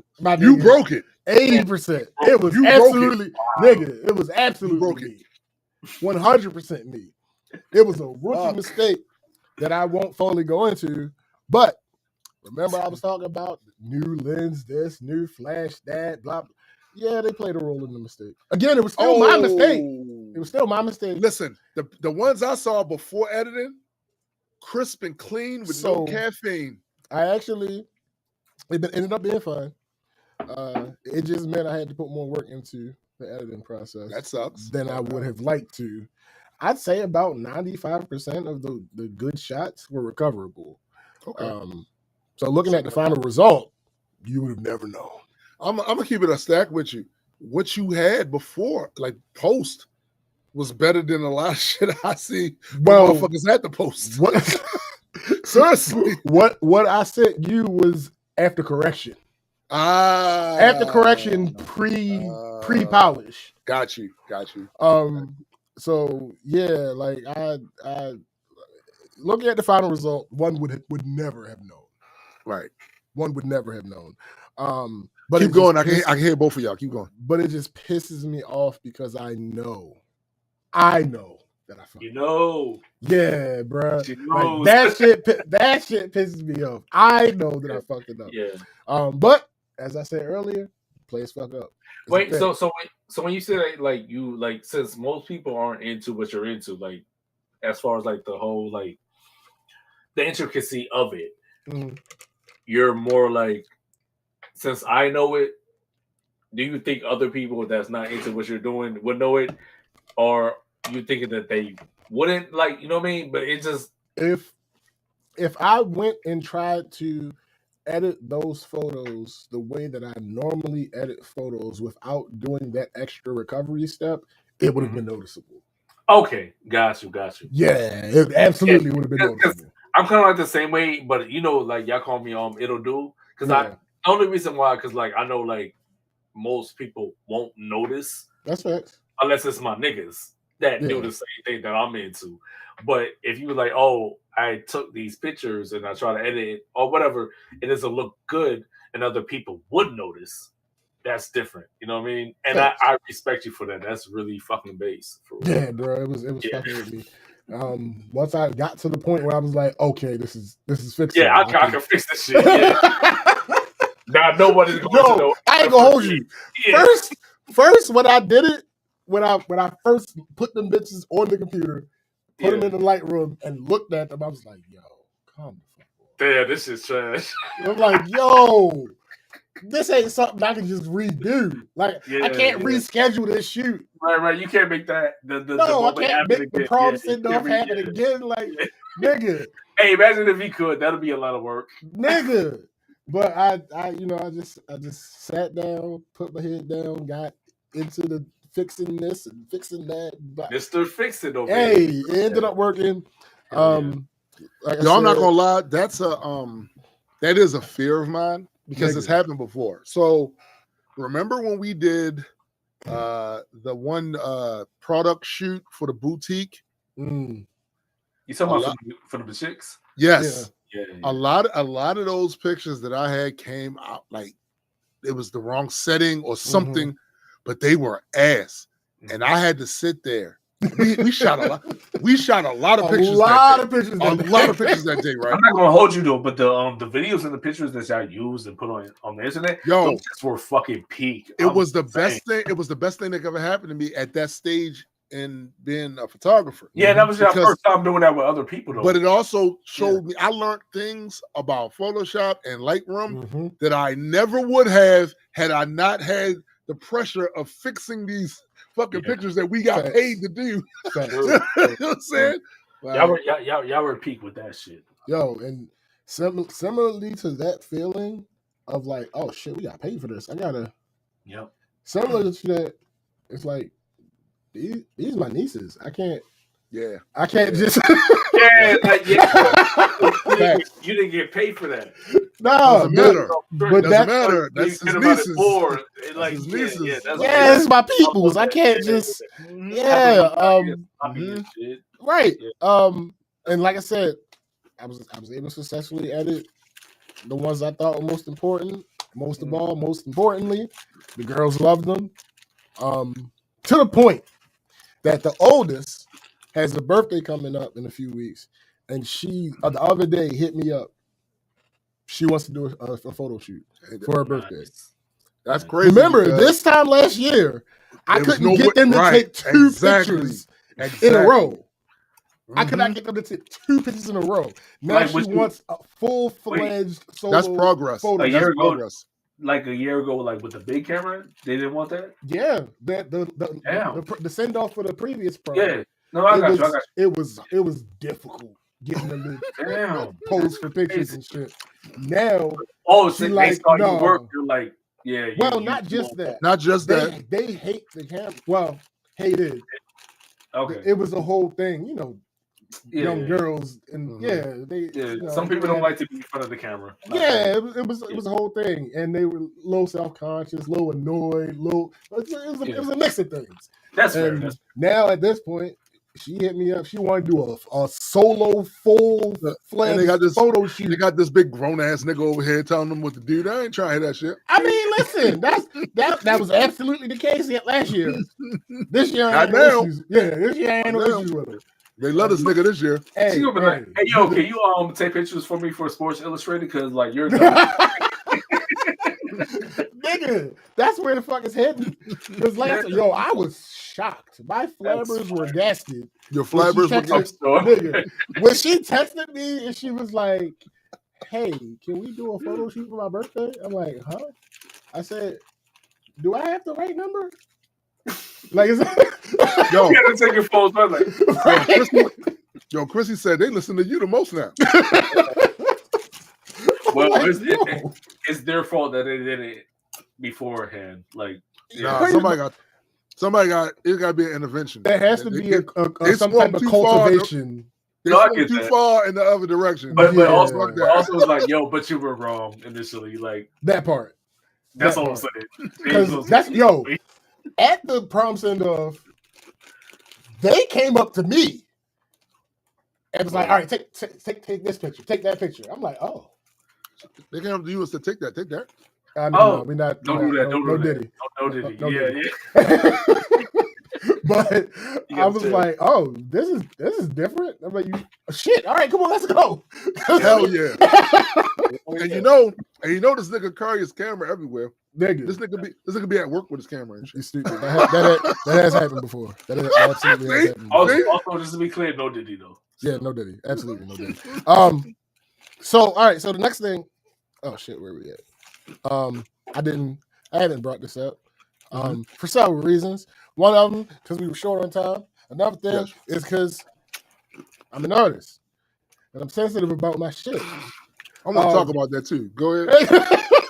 So, I've started working on a novel. Yes, he has. Are you an author now? He always was. I don't know at what point. Well, sure. I don't know at one point I would call myself the traditional version of all. I might want to wait until this is published before I. Okay. Yeah, before I start. Yeah, because you know how that goes. I don't know if you've written books before or stories. No, this is my first book. Nigga. I mean, obviously I'm a writer. No, nigga, I rap with you. What are you talking about? Yeah, no facts. But also fiction. Well, yeah. Also, comic book shit. Yeah. But again, this is different. This is different. So how we got here is I was like, there's so many things that Honey Dragon says she's so excited. Yo, let me tell you something, yo. Honey Dragon is a dope ass writer. Word. The way she conceptualizes things, yeah, she dope as shit. So the way we got here is obviously, regardless, this not in the subjective way. Objectively, I am a creative. Yes. Like regardless, if everything I ever put out was trash, you're still a creative, yo. I'm a creative. You're still a creative, right? Right. Yeah. So I sat down a couple weeks ago and I was looking at everything that I was working on. And all of that shit is fulfilling in its own way. The issue that I have is this. I was trying to figure out the thing that I could do. Not that would be the easiest to accomplish, but that would be the easiest to physically do. Like, not that I would get everything right, but that I was the only barrier. Yes. In accomplishing the thing. So I'm like, music is close to that for me. It's close to that for me. But there are things like feeling like doing it is one thing. In order for me to be self-sufficient with it, I have to create and be creative in more ways. Yes. Because whether I'm doing the beat completely from scratch, whether I'm sampling, whether I'm throwing things that I made into one of the AI joints, seeing how that comes out. Yeah, whether it's any of those, that's still extra mental, creative capacity. We call it cognitive burden. Yes, like a cognitive burden. Audio and shit like that. Yeah, like even if I like, let's say, because I don't personally like the beats that I like the beats that I prefer to rap on. I don't personally like prompting those through audio. They don't really work for me. They don't work right. Yeah. The best output I get from audio is when I have already started working on something. Yep. And I give it to them. Yeah. I'm like, all right, do this.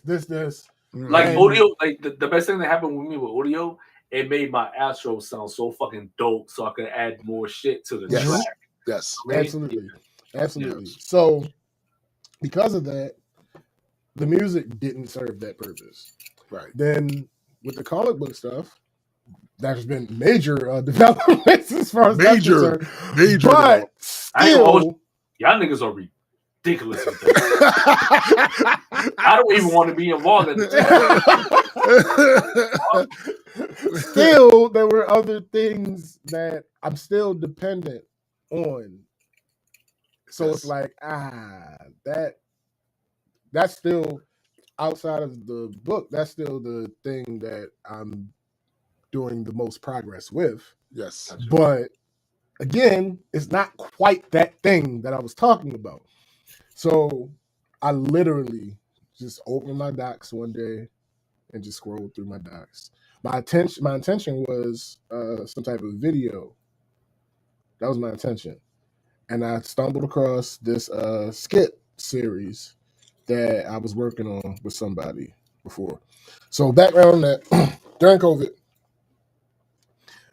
this was like my second hand. Like we was like this. Like she was probably the only, I don't say only, but if you thinking about how seriously we took COVID, as far as people that have been to my house during that point in time, by far and away, as far as how many times, she was number one. Right. And she was a model. We was doing the model thing. Amazing shoots. If y'all listen to this, y'all probably saw pictures that I've seen her. I've seen pictures. Yeah. And one day we were just talking about shit, and she's like, "Yo, we should do like a skit series."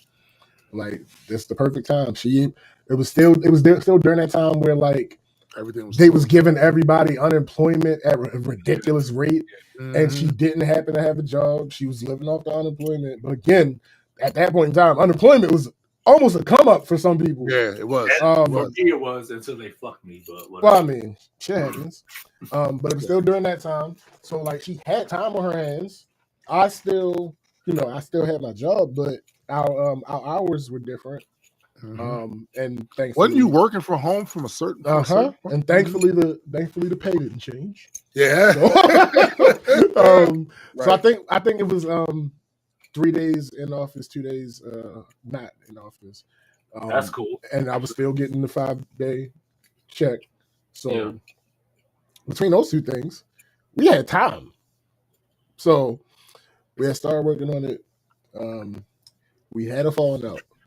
So we had since reconciled, but it pretty much stopped any planning of that series. So it was just sitting there collecting dust, not doing shit. And I went through it and I was like, you know what? I want to see if I can do something with this. Because funny enough,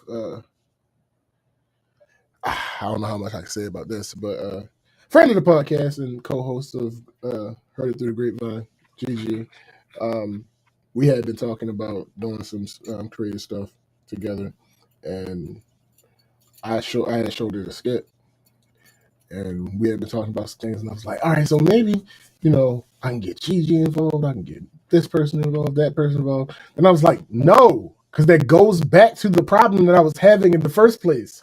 Like, not that I don't trust them, it's just that these niggas got their own lives, they got shit that they got going on. Everything is not always aligned, right?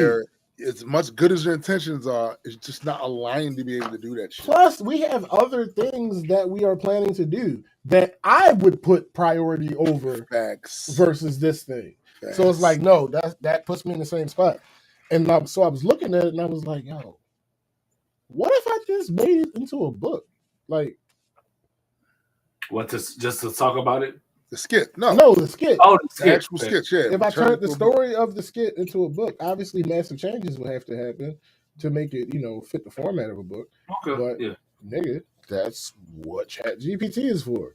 So that's right. I took what I had of the story. I filled it out a little bit. Then I threw it in ChatGPT. Like, hey, listen, look at this story. Tell me what the skeleton does as far as being converted to a novel. So it said this. These are the formats that you could possibly use. Blah blah. This blah blah. I went with a 4-act story. And that's almost literally what I did when I started this manga series, because I'm used to Western comic books. Right. But I had the story I wrote initially was for Western comics, but then I said to myself, I'm gonna try manga, and this would probably be good for manga. Yep. Let me put the story in there and go, what would need to change to make acceptable to manga audiences, like as far as how the character reacts, personality quirks, story pacing, all that. And that motherfucker will belt you out all that you need to change to get that. Yeah. Can I ask the question? What's the difference between manga and anime? Because I'm an army, I don't know the difference. Manga is the book, anime is the show. That's the general. Yeah, that's a great way to. Yeah, that's a great way. So it has a book. The anime is manga just for the book's sake, but when it's on TV, but they don't necessarily have to be 1-to-1. So, like for instance, Dragon Ball. So manga doesn't have to be anime. No, it doesn't have to really be just. It can just be the book. Gotcha. Just like comics. Okay. I got so, like Dragon Ball, for instance, on the anime side, you have Dragon Ball, Dragon Ball Z, Dragon Ball GT, Dragon Ball Super, Dragon Ball Daima. But for the vast majority of that run, the manga side of it was just Dragon Ball. Okay. There is no Dragon Ball Z manga. It is still the continuing story of Dragon Ball. So there's a difference between the two. There's a bunch of differences. Big differences, yeah. See, because then it gets into like weirder shit, like hentai and all that, lolly. That's different. Yeah, that's different. I know. I just literally learned about all that shit.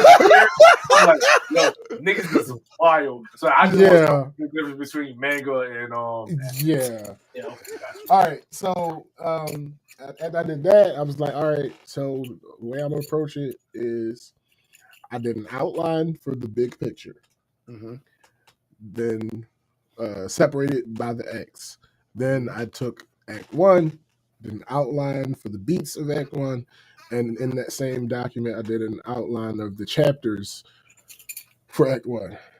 Then I went through Chapter 1, expand that, put that into the ChatGPT. This is what I've done for Chapter 1, blah, blah, blah, blah, blah. assess it based on these factors, blah, blah, blah, blah. Give me this, blah, blah, blah, blah. All right, you got this, you got this, you got this. All right, cool. Went back to chapter 1, did those rewrites. Came back. All right, assess it now. Boom, much better, blah, blah, blah, blah. All right, bet. Went to chapter 2, same process, but instead of just assess this, compare it to chapter 1 and make sure that it keeps all the continuity and all that other good stuff. Right. All right, cool. This is how this matches with chapter 1. So there's not not loopholes, but you know what I mean. Like, plot holes. Plot holes. Yeah, absolutely. Things that are inconsistent. Yeah. With one to the next. Yeah. Right. So that first important. facts. The first act is 7 chapters. I got through I wouldn't even call it a first draft. I got through the vomit writing. Yes. Of chapter. Spewing all of that ideas out on the paper before you polish it. Yeah.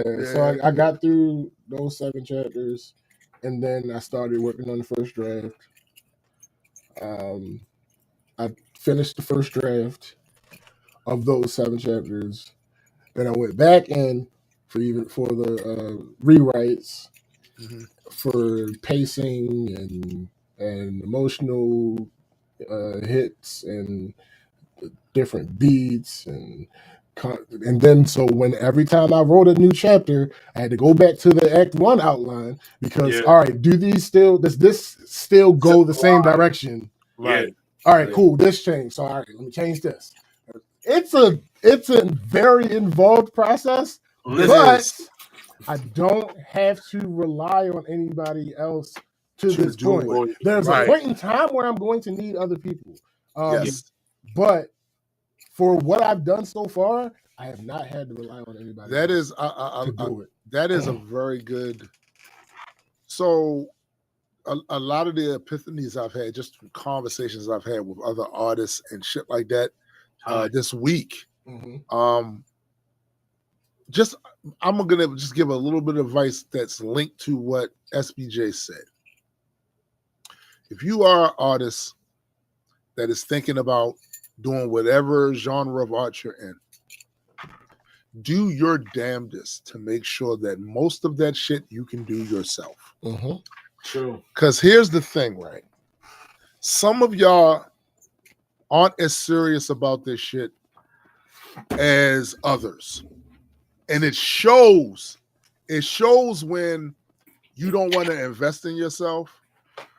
It shows when you don't want to find more optimal ways to do what you're doing. Like, for instance, there's some things you might be good at.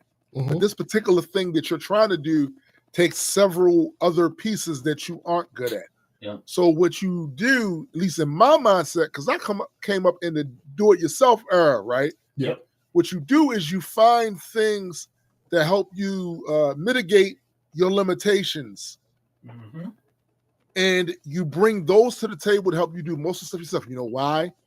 Because a lot of times you are going to be depending on people's schedules, their willingness to even want to be involved, their level of skill and their limitations, and vision clashing. Right. Yeah. Do most of the shit that you can do yourself. And stop. Listen, I don't really be wanting to hear people tell me about talk to me about your vision. I don't want to hear it. And I'm telling you the reason why I don't want to hear the shit. You ain't the only artist that had to deal with that. Yeah. I remember having jobs where I'm on the job working, but I'm also writing rhymes at lunch or coming up with beats while I'm on a giant 30,000 pound mixer. And I'm hearing the way the blades is moving is making me shit. Still, you know what I'm saying? Yep. You know what I'm saying? Like I've been there where you literally have to save a portion of your check to buy a piece of equipment that you know is going to elevate your sound quality or your ability to make. So I've been there having to jump on 2 and 3 buses to get to a studio, and you only got a certain amount of money. So you know you're only going to do the bare minimum 4 hours, right? To get your shit. I've been there through all of that shit. I've done shows, didn't get paid for it. just to get my shit out there. I don't want to hear that lazy ass.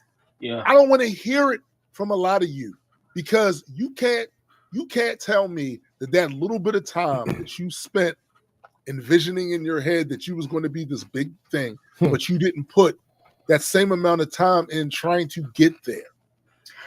I don't want to hear it. You're not telling me. Nigga, I'm 40 plus years in. I don't want to hear your 3-year, 5-year, 8-year sob story. Yeah. Mm-hmm. And so, I didn't start making money with music until maybe 20 something years in. True. So I don't want to hear it. Let me answer that real quick, because I've literally dealt with somebody that I packed up all my equipment, you know what I'm saying, to go to their crib because there was being inquisitive about what I need to do to record, what I need to do to get a computer and all that shit. So I I give them the guidance and all that shit. So I went to the crib, brought all my studio equipment just to show them what you would need to have in order to record from home instead of doing it on your phone. Your songs on your phone sound okay, but if you want to take it seriously, this is what you gotta do. So I brought all my shit there.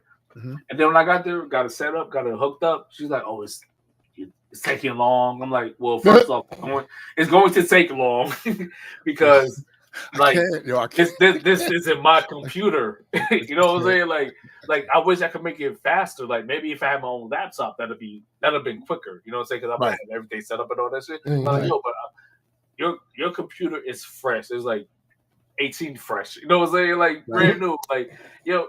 My bad, that was cringe, but I'm just saying, it's just fresh.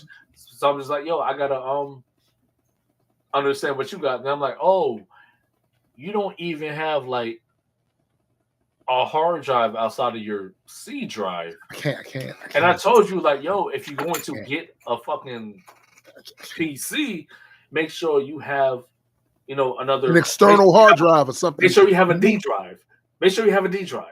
And then, if not that, then make sure you got an external hard drive. But nobody listens to me. Fine, whatever, fuck it. So I set everything. Nigga, I have nearly 20 terabytes of extra space. Hey, yo, fam, I'm about to give me a little big ass box for more terabytes for my shit too. Yeah. But just because, I know I'm gonna need that. But my thing is with Short, I was like, yo, so I figured out your computer, right? Got everything to work where you can record. Let's record. Oh, I don't even have the beats downloaded. My God. Oh, I can't. I literally packed all my shit up to help you because I give a fuck about you. You know what I'm saying? And I'm doing it for free. And then oh, I don't even feel comfortable recording. And I'm like,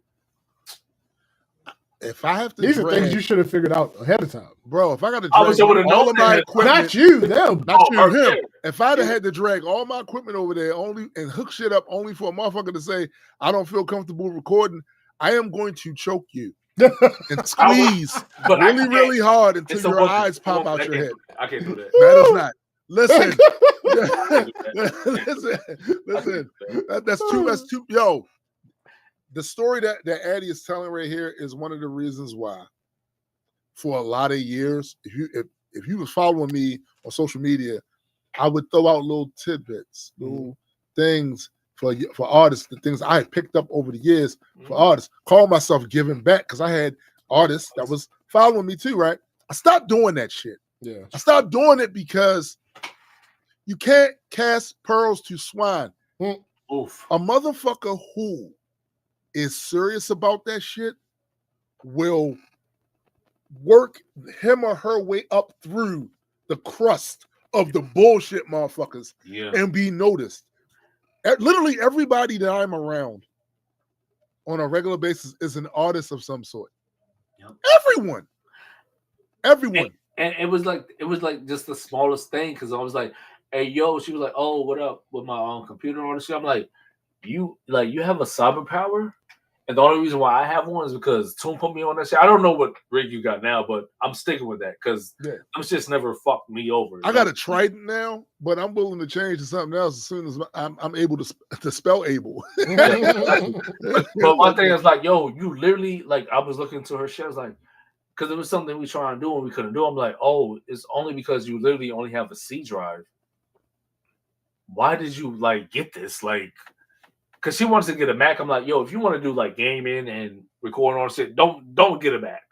But if you're gonna get a gaming PC, and I told her like, make sure it has a D drive on it, and then get an external hard drive so like you have more space. So you have more storage. I'm like, yo, you only have a C drive. That's why this shit's not working how it's working. I'm like, yo, like I'm tired of people asking me for advice and not fucking listening to me. Yeah. And I know, like I've done that. Like y'all dealt with that with me too. But, what up, McKenna? I wasn't gonna say nothing. I wasn't gonna say nothing. We was gonna let you rock. I was gonna let you rock. I'm just saying, like, you said it. It's just like I don't do that often. It just sounds. I know y'all be like, damn, why doesn't it gonna listen? Like but most of the times when it happens is when I'm actually talking to y'all, though, right? Yeah. You get me? That's worse. No. I don't think that's worse. Yes, nigga, that's worse. Why I don't think it's worse? If we're having a conversation and you're asking us our opinion and we give you our opinion and you're like, no, that's not it. What the fuck? No, but normally Discord said, I can see. Yo, like, hold up, yo. Discord said self-aware as fuck. No, but normally I will concede and be like, nah, y'all got it. Y'all right. Yeah, eventually.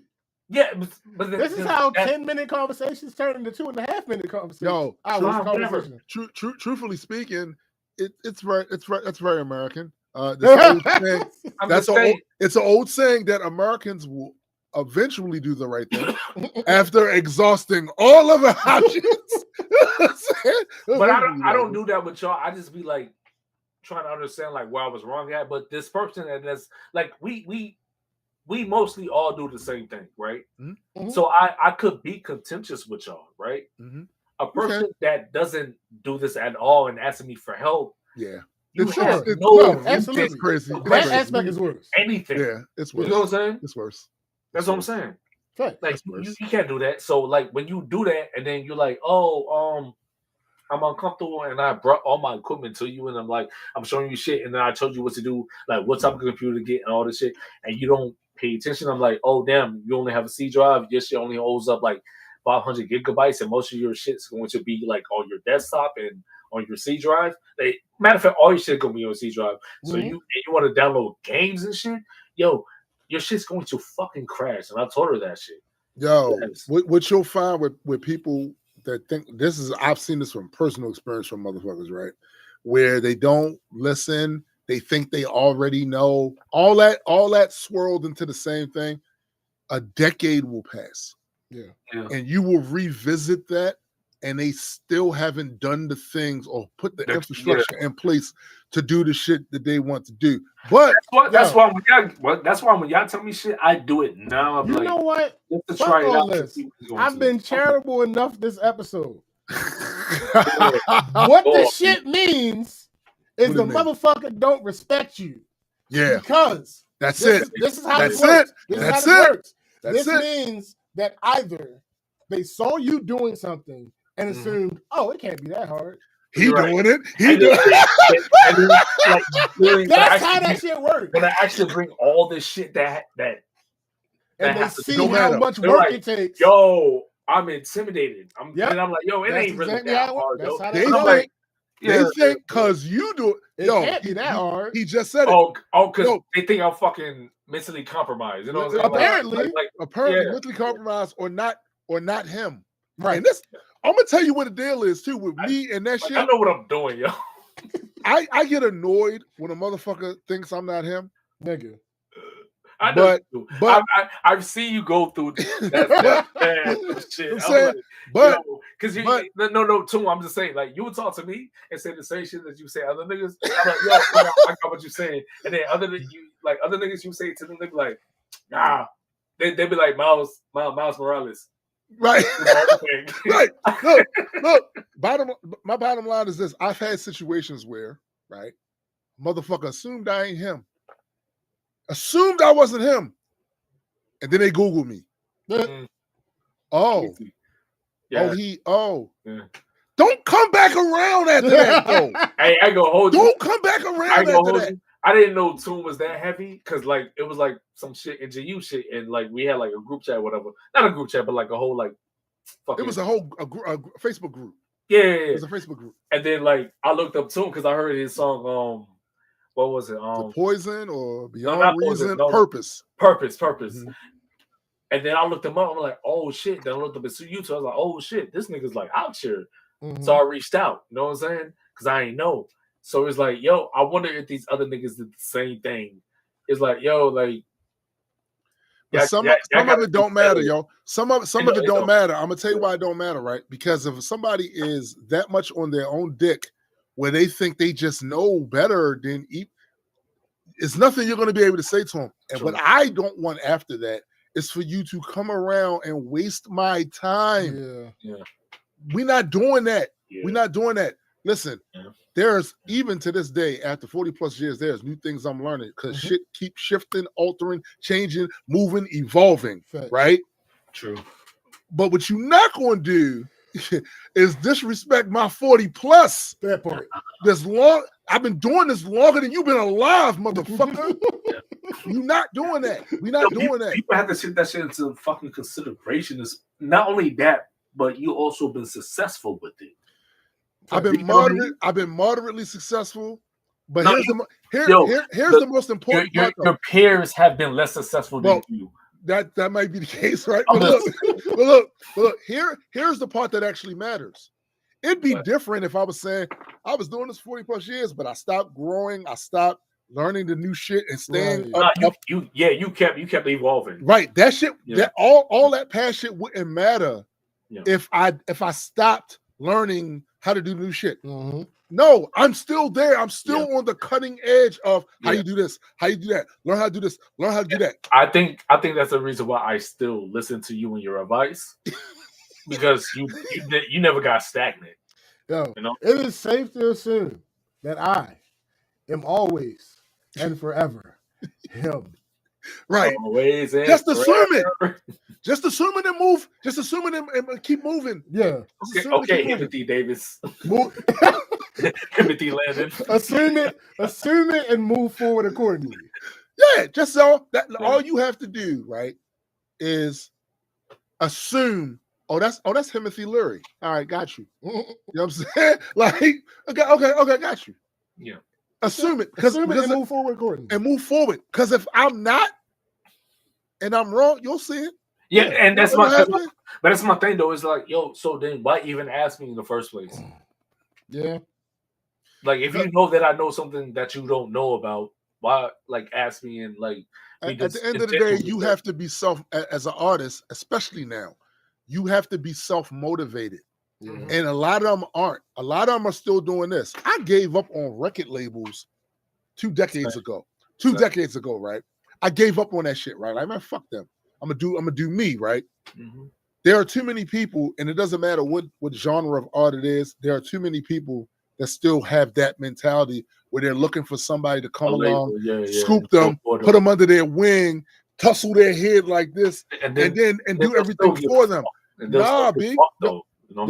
Everything that we Multiworld ever got, we had to sacrifice to get. We had to put money in, time in, all that to get right. Everything that Majestic Comics got, we didn't just jump off the fucking boat and say we make comic books. Mm-hmm. That's not how we had to literally find the funding to do the shit. And the thing is, we're still doing that though, and we're still doing it. We're still doing that. We're still doing it. So when I see somebody who hasn't done that, you know what I mean? But look, when I see somebody who hasn't done the bare minimum, right? Yeah, or done just the bare minimum, yeah, have a grievance all of a sudden, I'll be looking at them like, yo, you don't think the first person you should have a grievance with is yourself? Yes. Like, are you even trying? That's what, like, the whole meme about, when I would talk about music and James would be like, are you though? That's base though, because he's not fucking wrong. He's not fucking wrong. That's why, like, it never, like, really pissed me off. I like, yeah, it's a running joke. Like, I mean, I would say, yo, chill, stop. Well, it's definitely a running joke because how that shit elevated was in Thor Ragnarok. when Banner was like, well, Banner is very powerful and useful too. And Thor was like, is he wrong? Like it'll be the same thing because like you always give me like mad props and James and be like, is he wrong? But Eddie hasn't rapped in a minute. Like, does he really though? Like, really? And I mean, it's disrespectful, but I mean, wait. So to be clear, people, Eddie raps, but Eddie don't rap. See, this is what this nigga do, right? Hold up, this is what this nigga do. No, because this is what he do. So grammatically, he's right? Yeah. But when you hear it after you've been rapping forever, somebody say you don't rap. It sounds like I never have. Right. That's what it comes to me. It felt like that. And I feel like other people that don't know about me, like they like, you know how many albums I got? What are you talking? Okay, but currently, you don't rap. Like as we sit here, that's not true either. But you can't even say that now about Eddie. No, I said Eddie raps. Eddie raps. Eddie raps. Eddie raps. Eddie raps. Then he said Eddie raps with a tortilla. Yo. Jesus. Hey yo, fuck chat. Yo, listen. All I'm gonna say is I feel like if you are an artist and you say this is what you are, this is what you want to do, this is whatever. It's not enough for you to just say it. I have to see it before I get involved because I've been down that road before. There is a graveyard full of producers, rappers, singers, dancers that I came up with that no longer do that shit. They no longer do that shit. So, and some of these people did it for a lot of years. They didn't see any result from it. And for them, that became important to see a result from it. It's not that they weren't passionate in the beginning. They probably were, right? But after a certain point in their life changed. They needed to see a result in it. They didn't see it, and they focused their energies elsewhere. I respect it. That's fair. I am a maniac, and I cannot expect other people to have that same issue. So when I find people that have that same issue, we tend to gravitate. True.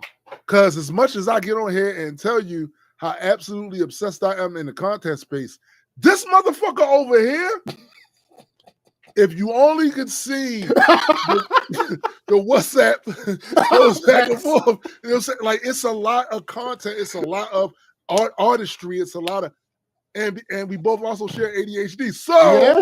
So these things all come together, and I'm telling you now, if you don't have that, you can't really expect me. Like I'm gonna respect your output, right, but we're not gonna be that relatable to each other because you ain't willing to risk it all for the. And I was, and the people I'm around, at a risk of embarrassment, at the risk of grabbing your camera, you going outside, you in this public place, y'all setting up the tripod and shit. You got the little mic that you got connected to, whatever, and you sitting there talking in the middle of a mall like this, and people walking by looking at you. If you ain't out that mob, if you got chased off of the roof of a mall from security because you weren't supposed to be up there taking pictures, if you ain't out that mob, we can be cool, but we not from the same tribe with that. Right. We not. The motherfuckers I'm around will do anything to see their vision become reality. Facts. That's what it is. My bad, Tom. I'm a disassociate. I hate you so much. I'm just saying, bro. Jonathan. Yes, that's exactly what it was, Jonathan. Yeah, absolutely. Like I really get annoyed, especially these days, because there's so many things out here now to help you that wasn't there when I first started. And it's like, help you do it yourself, because there's a certain amount of control you have over your shit when you do the majority of the logistical shit yourself. Are you going to need help sometimes? Absolutely. Yeah. But this is what matters. What matters is if you're in that mindset, you attract other people that have that mindset, and they will help you like you will help them, and they will also help you be self-sufficient. Here, use this. It's like what Common said. It might be corny. Like nobody will believe you until you believe yourself. He said like nobody believed me until I believed me. You know what I'm saying? Yeah, like, that's it. Until I believe me. Like that's a real thing. Like that's a why real I guess like when people like they gravitate towards me when they see what I do. Like I make music. I'm doing my thing. Like I like to stream. I'm gonna get back to like they know like what I've done or whatever, and they're like, oh, teach me how to do it. So show me like because I believe in myself. I know how to do it. But the one thing that I do not like for real, when people be like, oh, you try to gatekeep certain things. I'm like, yo, sometimes I don't remember off bat. You know what I'm saying? Like my thing is, I don't like. Somebody better not ever say that to me. because we live in the information age, bro. Listen, we live in the information age. Yo, bro. I literally, that's what I'm saying. Like, I'll be like, yo, I don't have to gatekeep shit. I'll be like, yo, there's I'll share a YouTube video. A person be like, oh, can you just do it for me? I'm like, no, because my niggas don't do that with me. Like, it's been bad times. Like, unless it's like real like critical shit. Yes. James would help me with shit. But 9 times out of 10, y'all would just send me a link, and I'd be like, yo, can you send me the link? And I would figure it out myself. Be like, yo, I got it, and then y'all will walk me through it while I'm using that fucking YouTube video or whatever. Right. But other people are like, oh, either do it for me or no link. Like, no, what the fuck is wrong with you people? Fuck do you think you are? Who do you think you talking to? Like, what is wrong with y'all? The fuck? Yo, like even the other day, like I'm somebody with they shit to use OBS. I was like, you know what? Just because I've been using it a little bit lately. Matter of fact, I haven't used it for like 3-4 months. But I'm like, I know how to like, I know what they were talking about. And they was like, oh, but you like to gatekeep shit. I'm like, yo, I just don't remember it offhand. No, don't ever say to me in the information age and I'm gatekeeping information. Yeah. Get the fuck out of here. But the thing is, if you say Google it, they think you're being like facetious. Like, no, literally, like Google it because my niggas are telling me the same fucking thing. Go and look that up because I have stuff I got to do too. I can't be running around here. Yeah, I'm not your artificial intelligence assistant, motherfucker. Right. Look, Discord said, I feel like the worst thing people can do to you is convince you to doubt yourself. And this is what motherfuckers do. They will speak fear into your plans so that you will begin to doubt yourself. True. And I always tell people, like, man, we live in an age where a lot of this shit you can do yourself. So if you have an idea about something that you think might work for you, go out there and give it a try because there are resources out there. And here's the other thing that's funny about that. Those resources get more plentiful every week. Every fucking week. Like, yo, every week. How much technology just ramps up and new shit just all the time. And that's why I was telling the person, like, hey, yo, fam, like, yo, I can help you because I know it, but it's going to take time. And I guess they were like, oh, you're taking too long. But, yo, like, I haven't. You don't have to wait for me. Right. You know what I'm saying? You don't have to wait for me. Yo, taking too long. You don't gotta wait for me. This is during COVID when I was like streaming all the time, but I knew how to do this shit off rip. Like, yo, I'm still like dusting off shit. You know what I'm saying? I was like, all right, cool. Well, this is what you have to do. You don't even know how to like put yourself on the camera. Oh, well, do this. Then she was like, oh, well, how do I sign into my Twitch shit? I'm like, so do you have the street key? She's like, yes. I'm like, so why are you not signed in already? Okay. And then she was like, how do I get it to where I do the URL shit? I'm like, oh, well, what you have to do, you have to interact with it. And you also got to make sure your battle raps is tight because URL not really gonna fuck with you. Oh, you talking about the? I get in trouble. But, you know what I'm saying? But I'm like, yo, like, so much. Like the browser shit and all that shit. I'm like, yo, but you got to interact with that shit.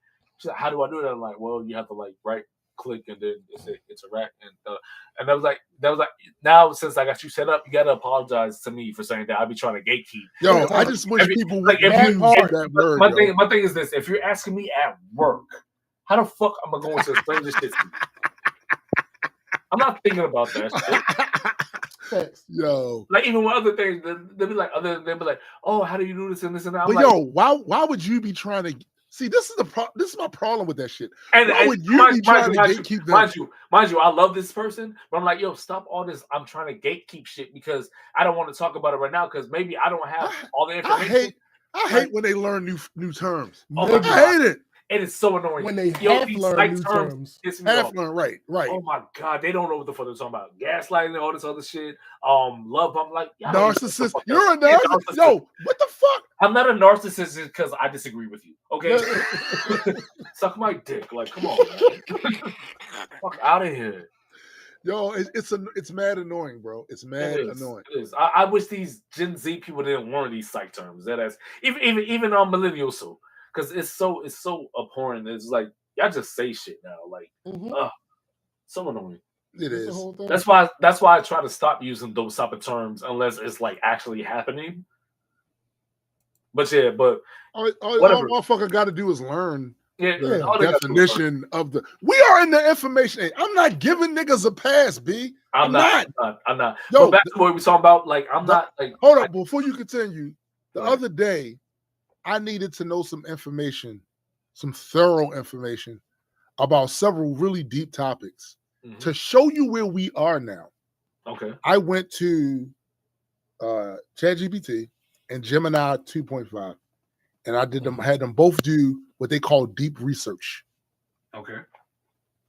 They scour and get almost 50 to 60 sources between the two of them. And then what they give you after that is what looks like a scholarly work on the topic, dates, numbers, graphs, this, that, never. That ordinarily would took information gatherers, like say you work for a news place and they got people that work there against, it would take them days to do this. It did this shit in under 5 minutes. Right. I don't want to hear your shit. You can find these things out relatively easy now. I don't want to hear it. All facts. Miss me. Ain't no fucking way. Yeah.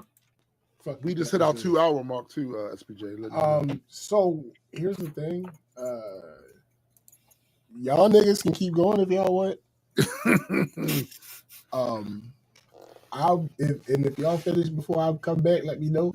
Okay. Yeah, so in the event that I don't make it back, peace out. No, bro. I just feel like protocol. What we doing here? Oh no, we gonna do what we do. Listen, I feel like it's part of it is because I'm getting older, so I'm getting easily annoyed. Yeah, but goddamn it, I'm super irritable when people ask me for advice, and then when I give it to them, they question me when they never done this thing before. That pisses me off.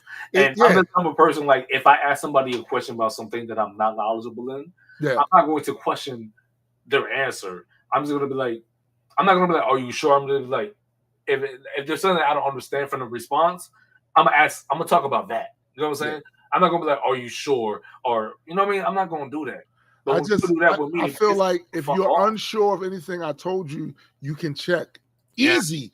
Again, this is not back when I first started my journey into doing art stuff. You go fucking fact check me, bro. Like, easy on your phone. Like, I don't want to hear. Like in my face, you could do that and show me like, no, you're wrong. I'll be like, okay, cool. Let me give you an example of the difference. So when I first started needing to learn how to use recording equipment, there was no internet.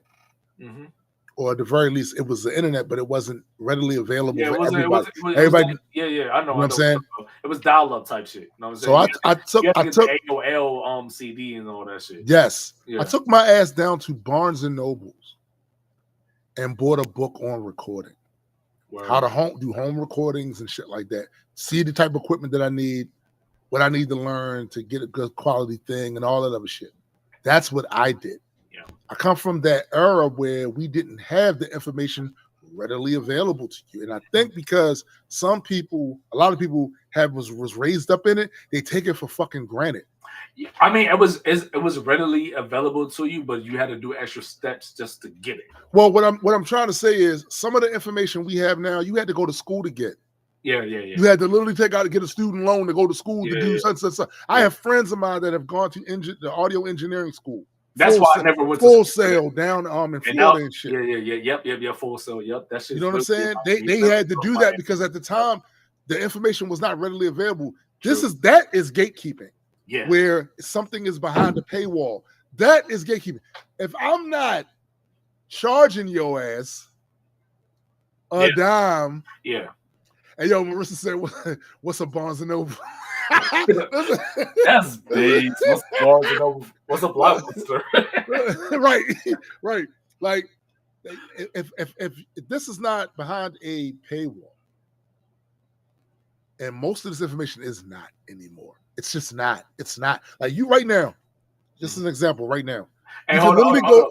Biddy said Addy raps in with tortilla. You ain't hear that? I said that a while ago. I read that a while ago. I got smoke for you, Biddy. This court said GU was more about gate crashing than gatekeeping. Listen, he's not wrong in the sense that, like, we promote the idea that this information is out here for you to get. So don't come at me about some shit that you could have just Googled. And the way they have switched up the Google shit now and evolved that, you use natural language. You ain't even got to use keywords for the shit. You can go right in there and be like, yo, how do I mix this vocal? And you could like, to make it like even better, you could put periods between each word to make it more defined and shit. Bro. Yo, what did we have? We had a fucking what was it in GU that we had? We had a fucking the compendium. We had something called the compendium. We had a fucking compendium for information for anything that we wanted to do. Anything you needed to do. Add it, take it out, like add more shit. Like that shit was so fucking. You needed some books. You needed some books on certain shit. Yeah. We had it in the compendium. You need some plugins for your recording setup. We had it in the compendium. My bad if I'm leaking shit, but like that was a thing. No, me and Gray has talked about this on his stream. That was a thing. That was a base, yo. Man, listen, I'm just saying that it irritates me knowing the amount of information that was so difficult to get back when I was 16, 20. The information that was hard to get, that now it's right there. It's literally right there. Yeah. And they won't use it, but then they'll use every excuse in the world. And also, just understand that when I had to do all of that legwork to get the shit that you can get at the tap of a keyboard. Yeah. This is the reason why you annoy me when you sit and tell me about how this person didn't do this or they didn't. You know, nobody owes you nothing. Because, bro, to be real, I feel like if I was in your position back then, I don't think I would have done the legwork if I didn't have the internet. But since you like you show me like, yo, this is where you go. Here's the resources, what you do. Like, I'm not gonna like. Sometimes you held my hand through shit, but most times you didn't. It's like, yo, here's a link. You know what I'm saying? If I didn't have that, I don't think I would have like did the extra steps that you did before the incident. I definitely would not, because I know I'm a lazy person, but I would definitely like watch a 3-minute video just to learn how to do like a little edit for a video, or like to learn how to make sure my mic is, you know what I'm saying? On. It's the L word. Like, I didn't want to use that, but the truth is that's what a lot of it is. Because think about this for a minute. Go ahead. For a person to say, knowing that they got to do a bunch of legwork to get something, now I don't feel like doing it. Back then we would call them lazy. Now it's not even a bunch of legwork, and you still don't want to do it. Yeah. There has to be a different word for lazy. There has to be a different word. Yeah. You can't use lazy. See, I'm only taking it from that like type of stance. You know what I'm saying? Because I am late. Like when it's something I don't want to do, I'm not going to do it. But it's something that I want to do when y'all give me the information, or if I find it out myself, I'm like, yo, I'm gonna make sure like I figured the shit out today, so that way in the future I know even if I don't get right to it right in the beginning, at least I know a way or a path to get there. You know what I'm saying? To get there. Like that's where my mom said is at. You know. I feel like there's a certain amount of freedom that comes with being able to put your hands on some information that you need to push you forward. There were certain things I wouldn't even have tried before that I'm willing to try it now because I know I can get the information on how to do that shit. And not only that, it's easier because like you had to go to the library, read some shit, or maybe take a book home. Then read the book and then do it then. But like it's so easier now. Like I could literally watch a video and do That's this, right. pause That's it.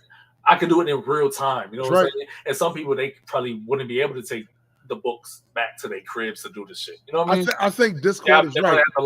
I think write Discord notes. is right. Discord said it's probably more apathy than laziness. When I have to work for a living, everything else plays second fiddle. That's what it is. True. Like it's apathy. Like sometimes people will have a fleeting thought. They'll see somebody doing something cool, and they go, "Yo, I would like to do that." It looks easy. It looks It's easy, not, bro. And then when they find out that it's not as easy as they thought it was, Yeah. well, I'm not really that committed to it. So they're apathetic to it to begin with.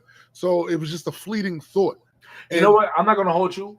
It's a lot easier for me to record now than it was in like 2000 fucking like 7 or 2008. You know what I mean? Way easier now because like everything that you've taught me and everything that I learned on the internet made things easier. So now when I get newer equipment and newer shit or whatever, like I already know like what it is and I already know what to do. Like it's just like knocking the dust off and just it's not even it's not even the learning curve anymore. Yeah. You know what I'm saying? So before it's just remembering. So before we do anything else, what I want to do is do our weekly updates, right?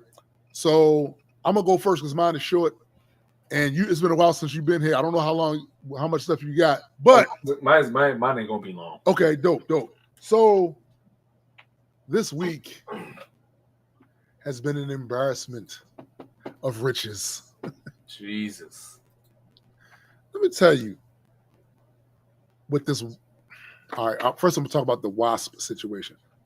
As you guys know, I stay on WASP watch because if you let them motherfuckers get their nest all up there on your shit, they are very territorial, and they'll start telling you where you can go and where you can't go, right?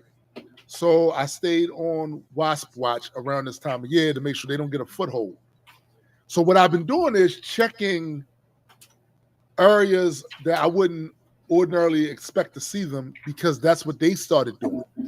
They started building their nest in areas where it's not obvious, right? Mm-hmm. So I'm doing that and I'm not finding them.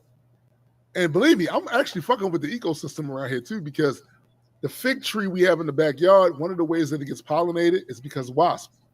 And I've been keeping the wasp population down, so that tree doesn't have as many figs. They don't even really get super ripe anymore like they used to, right?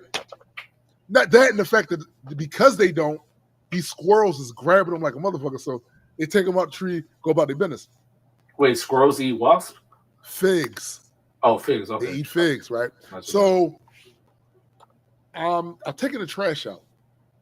I turn back, come back in the house. I said, let me do a little wasp check real quick. So I'm checking all the little nooks and cranny areas that I wouldn't ordinarily expect. Nothing. Cool. They know what time it is. And then I get to my back door, and I see this wasp circling around. Now, my memory recalls a day or two ago, I saw a wasp there, but who can say it's the same? It's the same wasp, right? Right. Yeah. But it's in the same area, and something in my mind clicked. It was like, yo, what? Why are you here? So I look up, and what do I see? The start of a nest right by my back door in an area that I would have seen before, but because I was checking for all the unobvious places, right, I overlooked it. It was new. It was probably about that big, maybe something like that. Mm-hmm. And I said, "You motherfucker!" So it was fun. You're the queen. You're the queen. It's you. And you're playing with me. You're playing in my face. I went in the house. I said, this cannot stand. Now, what I could have done, swatted it down and stomped on her. I could have done that. Mm-hmm. But there's risk with that. She might get that sting off. she might get that sting off, right? And the mother one's pseudo. Yeah. So, but she probably didn't even have eggs in that shit. It was that small. Wait, hold on. When it comes to wasps, do they like live in that little thing, or like where do they go? Like no, but depending on the wasp, that nest, especially like a paper wasp, them nests get big as shit. They up in there. You know what I'm saying? I've only seen the little ones. So I was like, yo, where the fuck do they go when the little ones like are like in the corner of your like roof or whatever. Yo, McKenna said they were trying to invade. Yes, they were. They were definitely trying to colonize your shit. Because think about it. It wouldn't have been a compromise because it's literally on the, like, I got a shack connected to my house, right? Mm-hmm. The roof of it, as soon as you walk out of the back door, the roof is right there. And it was like maybe 2 feet from the door. So if I had ignored that or overlooked it and not going out the back door anytime sooner than that, and that shit would have grew, you know how territorial they are. Yeah. You ain't supposed to come through this door. This is our turn. No, motherfucker, no. So wait, so wasp nets get as big as like bees nests? Yo, I have seen the sites I have seen. So when I take my hike, I go down to the Paint Branch Trail. Mm-hmm. Yo, I have seen paper wasp nests this big, hanging from trees. Damn, I didn't know it get like that. Like I did not know, because I've only seen the small ones. Like, with the little honeycomb type thing. Yeah. Nah, bro, like they can get big. I didn't know that. Yeah. On 1 year on the side of my house, that's when I started checking those little corners. Mm-hmm. That motherfucker had got big. What? Yeah, it got big, bro. McKenna said, Addie, the wasps still stay in those small nests, though they tend to be smaller colonies. Wasps can actually squeeze themselves pretty small when their wings are folded in. All right. Holy shit. Yeah. So again, I went back in the house. I grabbed this spray. It's it's supposed to be a all natural wasp killer and shit, where it doesn't affect other animals and all that other shit. I went in there, grabbed that motherfucker, and I caught her mid-flight. She was flying around. Woof! That shit shot out like that damn hose. Hit her ass, she hit the dirt. Damn. She was twitching around. My first thought, put her out of misery. Then I said, no, because you tried to play with me, so you lay there and do that for a minute. And then I went over to where the nest was, sprayed it up, knocked it down, scooped it up, got it the fuck out of here, right? Then I came back. She was still doing this on the ground. Then I put her out of her misery. But I made her have to deal with that and eat that because stop playing with me. Yeah, stop playing with me. Yeah, that is though. Stop playing with me. So, because I see the boldness that these wasps have displayed by trying to do this right by my goddamn back door, this will be another year without figs. Gotcha. Because I'm not going for it. I'm not going for it. Of course, listen, those things have stung. They stung my wife. They stung my kid. It's war. Oh, yeah. Hey, yo, Discord has lost his mind. He said, flamethrower tune.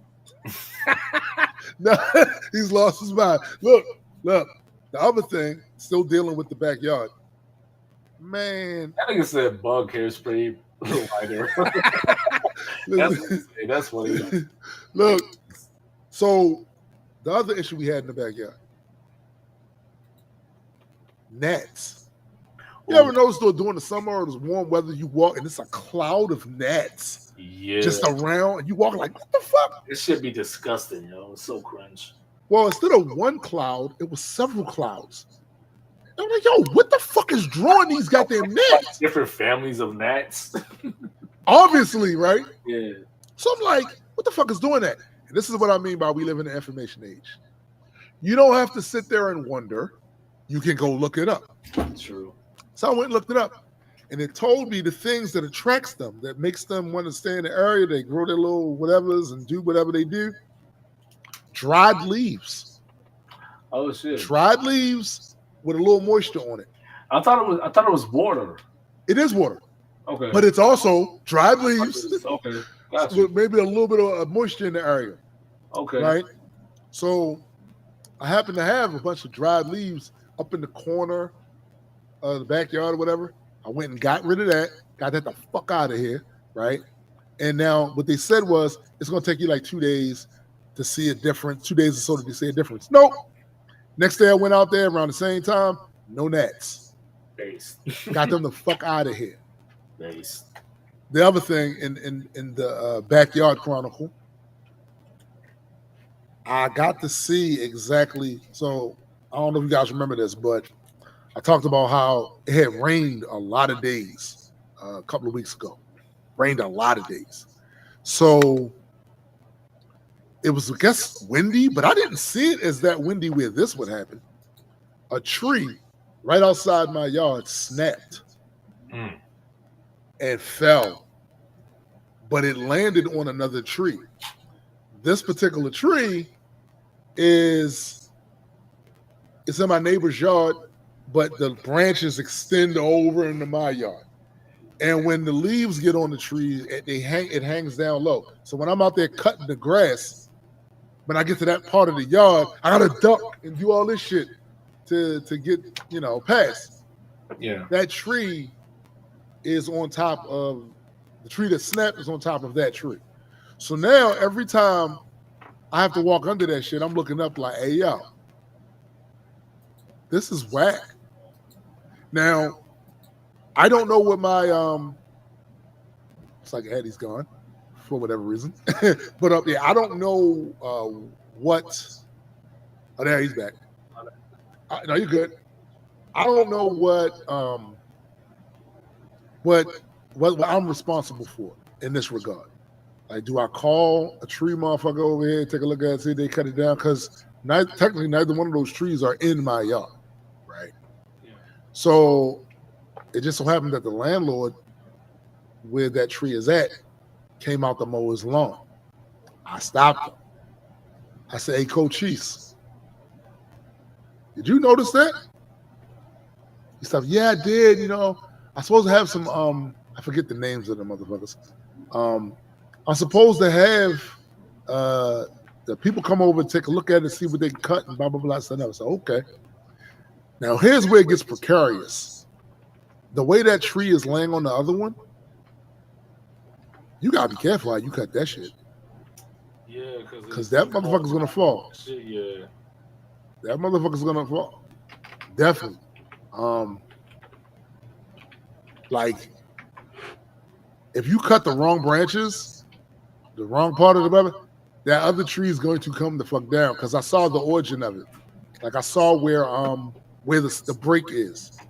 That motherfucker's coming down, right? And if it comes down, the issue with that is it won't hit my house, I don't believe. But my fence, the fences around there, it's gonna fuck it up. It's gonna fuck it up. And you've heard me say it before, but fences make good neighbors. Real good neighbors. So that's definitely something I don't want to happen. But I will say this, if he does fuck up and the tree does knock the gate down or whatever, fences down or whatever, he's gonna pay for it. Because I already had that conversation with him. Like, this is all on your property, but it's extending over on mine and shit. I think that's pretty much it for my week. I don't know if Addy is still there. It looks like he's still there. Maybe he's got his camera off and his audio off because he's doing something. He's being ridiculous. Hold up.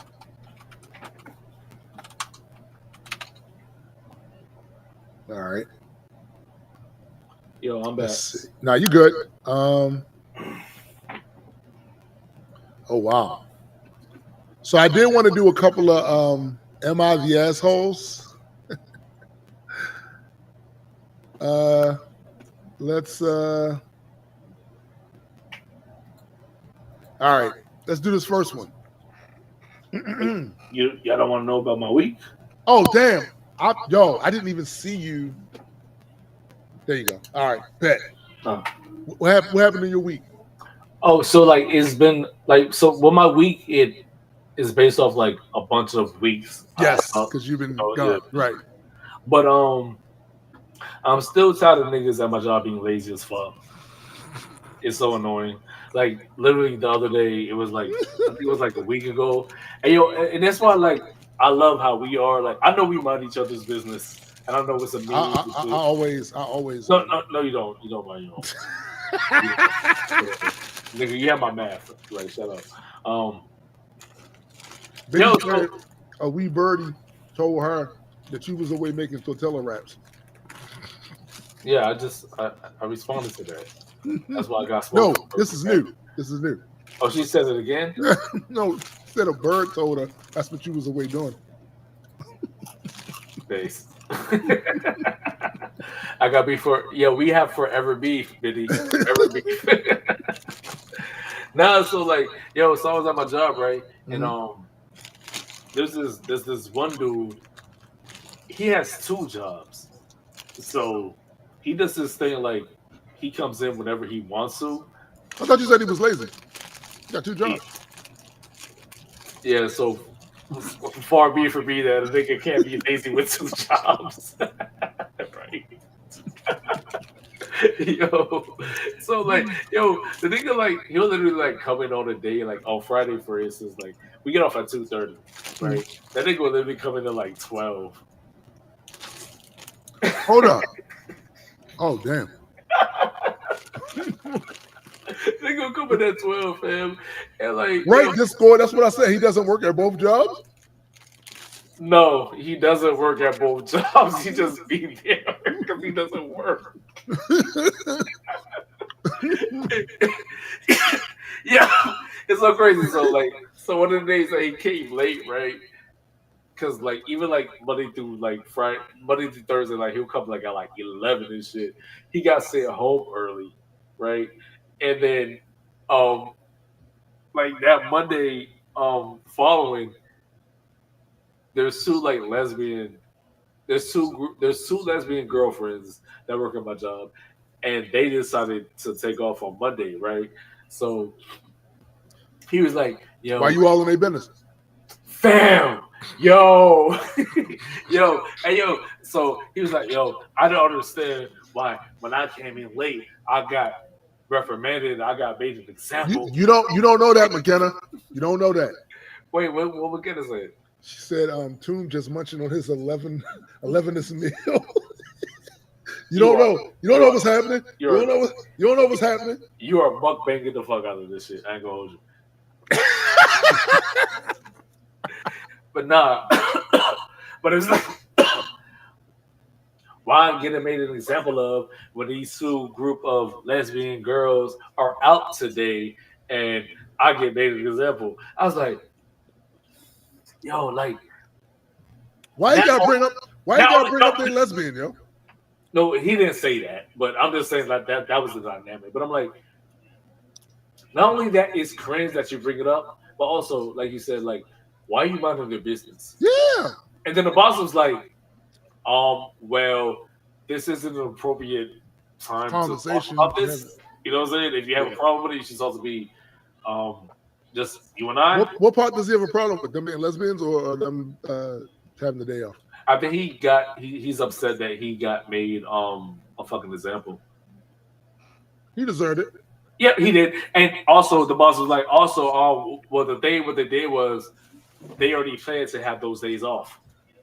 They literally put in their PTO for those days off. So say it with me. Mind your business. Yeah. Mind your business. Easy. Like, what the fuck? Jesus Christ. Like, I would never do that. I can understand where he's coming from, but I don't ever get written up or anything. So I kind of can't.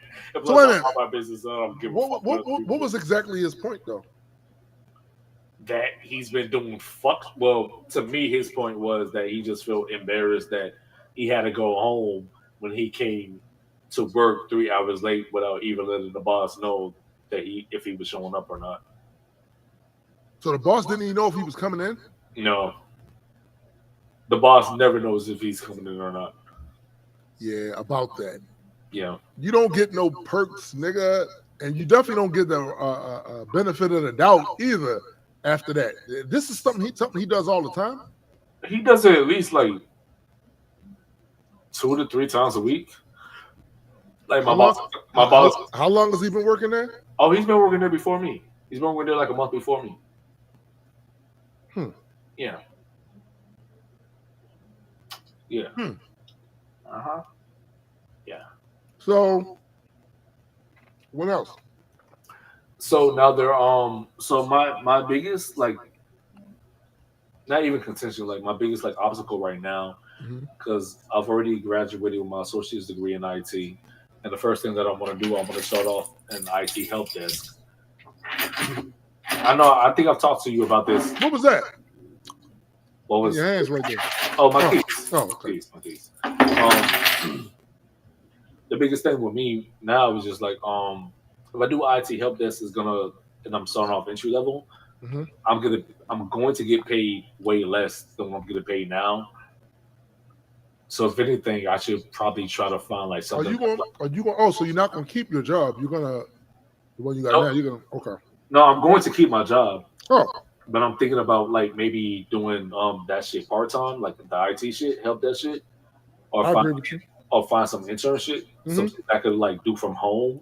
You know what I mean? Maybe like 20 hours a week. If I could like pull that shit out. Nah, if you can find a little gig doing that, do that.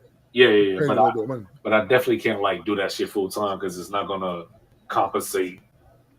Not yet. Situation. Not yet. Not yet. But you getting the experience. Yeah. Because I even looked into this. Like the best place to start is like IT help desk because that'll like get you to the other tiers and learn all that shit. I'm like, yeah, that makes sense. And but another reason why I don't want to quit my job yet also is because they're giving me more responsibility. Why are they doing that? Because like the logistics person, right? Both like there was 2 logistics people that quit. Okay. So now they're spreading it off to other people. Like it's me and this other dude that's doing it, and I'm good at my shit. Like I was so pissed at my boss the other day because he was like, "Oh, I didn't get the emails that you sent to other people. Did you do it right?" I was like, "Well, you can come to see if I did do it right because I'm not mentally compromised." You know what I'm saying? Like I was like, sure? "Yeah," and then I showed him. He's like, "Oh, it's just because I didn't check my shit after some shit." But I was like, "Okay, so I did do it right though, right?" Like, he was like, "Possibly, we still checking." No. He's like, "No, you did it right." I was like, "Okay, cool, base, whatever." Like, I'm not like all these other lethargic fucks. Like, Jesus Christ, like, I know what I'm doing, yo. But they're like, "Oh," he's like, "Oh, learn it fast, learn it quick, da da da." And then we'll see about you getting paid more. I'm like, "Okay, cool. I know what I'm doing. I'm good at it. I'm understanding this shit. I need at least like a certain amount to stay there." You know what I'm saying? I mean, I still need to stay there, but like shit, if I could like creep into an IT job where I don't have all the certifications or whatever, and I can still. My thing is, right? Don't they have IT positions at your job? Yeah, but my job is based in South Africa, so it don't really work like that. I forgot about that. Yeah, so yeah, that's the only contingent. Well, that's the main contingent with that. But even based in South Africa, they use computers on the job, don't they? Yeah, but you gotta understand, like, it's even with the time difference. Like when we have shit fucked up on our side, like they would hit my boss up at like 12 in the AM and be like, "Oh, we're going to work on your shit now." And he's like, "Yo, I'm at home, sleep." Like, yeah. All right. Well, at the end of the day, it's still good that you went and you did what you needed to do to go to school for that shit. You added to your marketability in the job market. Yeah. So that's always a good thing. IT is one of those type of things that is ever evolving. Yeah. So you got to stay kind of consistent with it. I gotta tell you. Yeah, because that's why I always like fuck with the computer. Like even like the other day, there was like something happened with the printer, and I fixed that shit. Nobody else knew what to do because they were fucking dumb as fuck. Didn't know what to do. I was like, "Oh, let me guess. You were standing on the rooftop looking over the city. And somebody said the printer's not working, and you went, "The city needs me." Yes. And then you rappelled down, came down, fixed the printer, and then left. And they was like, "Who was that masked man?" Addy man. IT man. Like no, but because I always take this shit to heart because I love it when James always says, "Yo, 9 times out of 10 is user error." He's not wrong. And it's true. Like even like the other day, I was like, "Yo, the speakers in this new laptop that I'm using isn't working." And I went to my boss. He was like, "Oh, we had the same laptop." But I was trying to ask him, I was like, "Yo, can I see what your settings are so I can see if this settings is to the monitor or to the laptop?" Right. because when I saw the Realtek on my shit, I was like, Realtek, but there's no speaker, so I'm not sure if that would work. But I was like, you know what? Let me try that, and then I got it fixed. He was like, oh, because he's like, oh, maybe it's because your phone is plugged in to the computer because it's charged. I'm like, that's definitely not the reason. Like, it was actually fake tech. That was the problem. Shit was fake tech.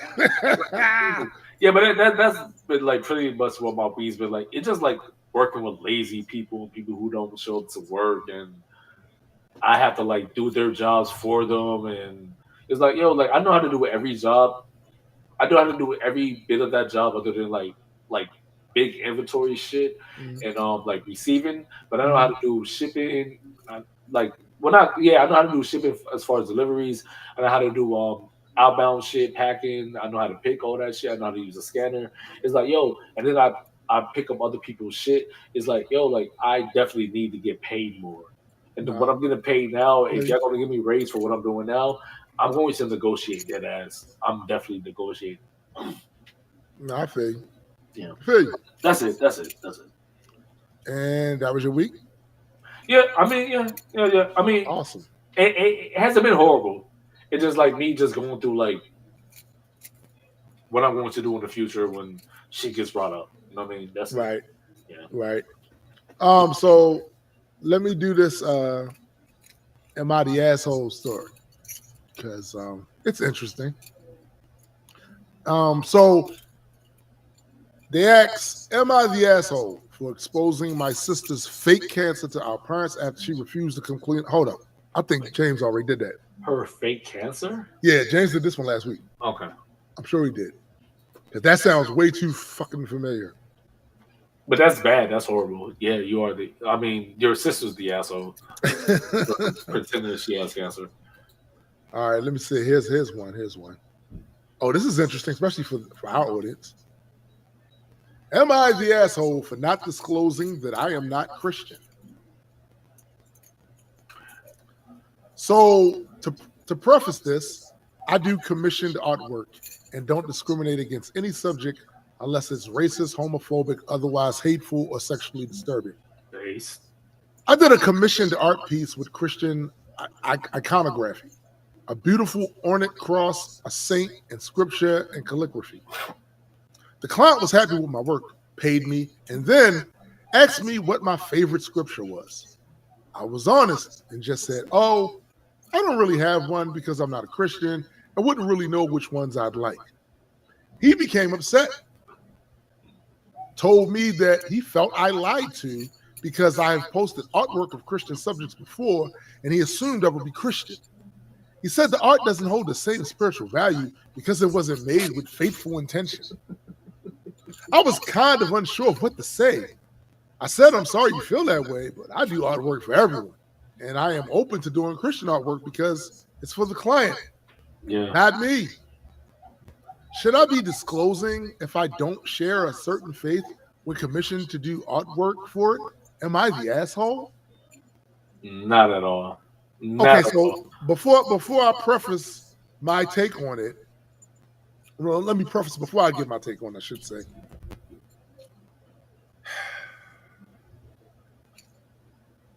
I do believe that it shouldn't matter. Yeah, it shouldn't. It shouldn't matter. It shouldn't matter. It shouldn't matter. It shouldn't matter. But this person saying that they feel like they were lied to. All right. Wait. See, the thing is, you didn't ask. So, like, if you don't ask, you don't have to sell. Why? Like, first of all, why would anybody ask? Yeah. But if that was important to you, why didn't you preface that to begin with? Exactly. You could have been like, yo, are you Christian? Are you of the faith? You know what I'm saying? Before you hire. Because like I was about to say, a customer has preferences. If you're doing goddamn, what do they call that shit? Commissioned work. They got a preference. You should state your preference up front, motherfucker. But like, do the hands that make the commission, like, does it matter? Like, apparently, it's magical shit to the hands. It's magic. Like it's no longer spiritual if someone who doesn't believe did it. I want to use the R word, but I'm not going to do it. But it's ridiculous. Like that shit makes no sense. I don't understand it. Here's the thing that's so crazy about that is they can't be sure of all the other Christian themed things they buy if the person that made that was Christian. Yeah, because it's What about all the things that you bought that you thought were Christian made or Christian aesthetics? Do you know like if the person that made it was actually Christian or not? Right. I mean, they do know, but I doubt they know. This course says stop trying to dodge pain. That's what it sounds like to me. I ain't gonna lie. It sounds like you trying to dodge pain. You're not a Christian? Yeah. Do I have to be? It's like those people that go to fucking like restaurants. Yeah. And they just be belligerent as hell. Yeah. So they can get out of pain. Yeah, it literally sounds like the same thing. Like you already did the work, but they just want to complain so they don't have to pay. Like, no, fuck you. Like, yeah.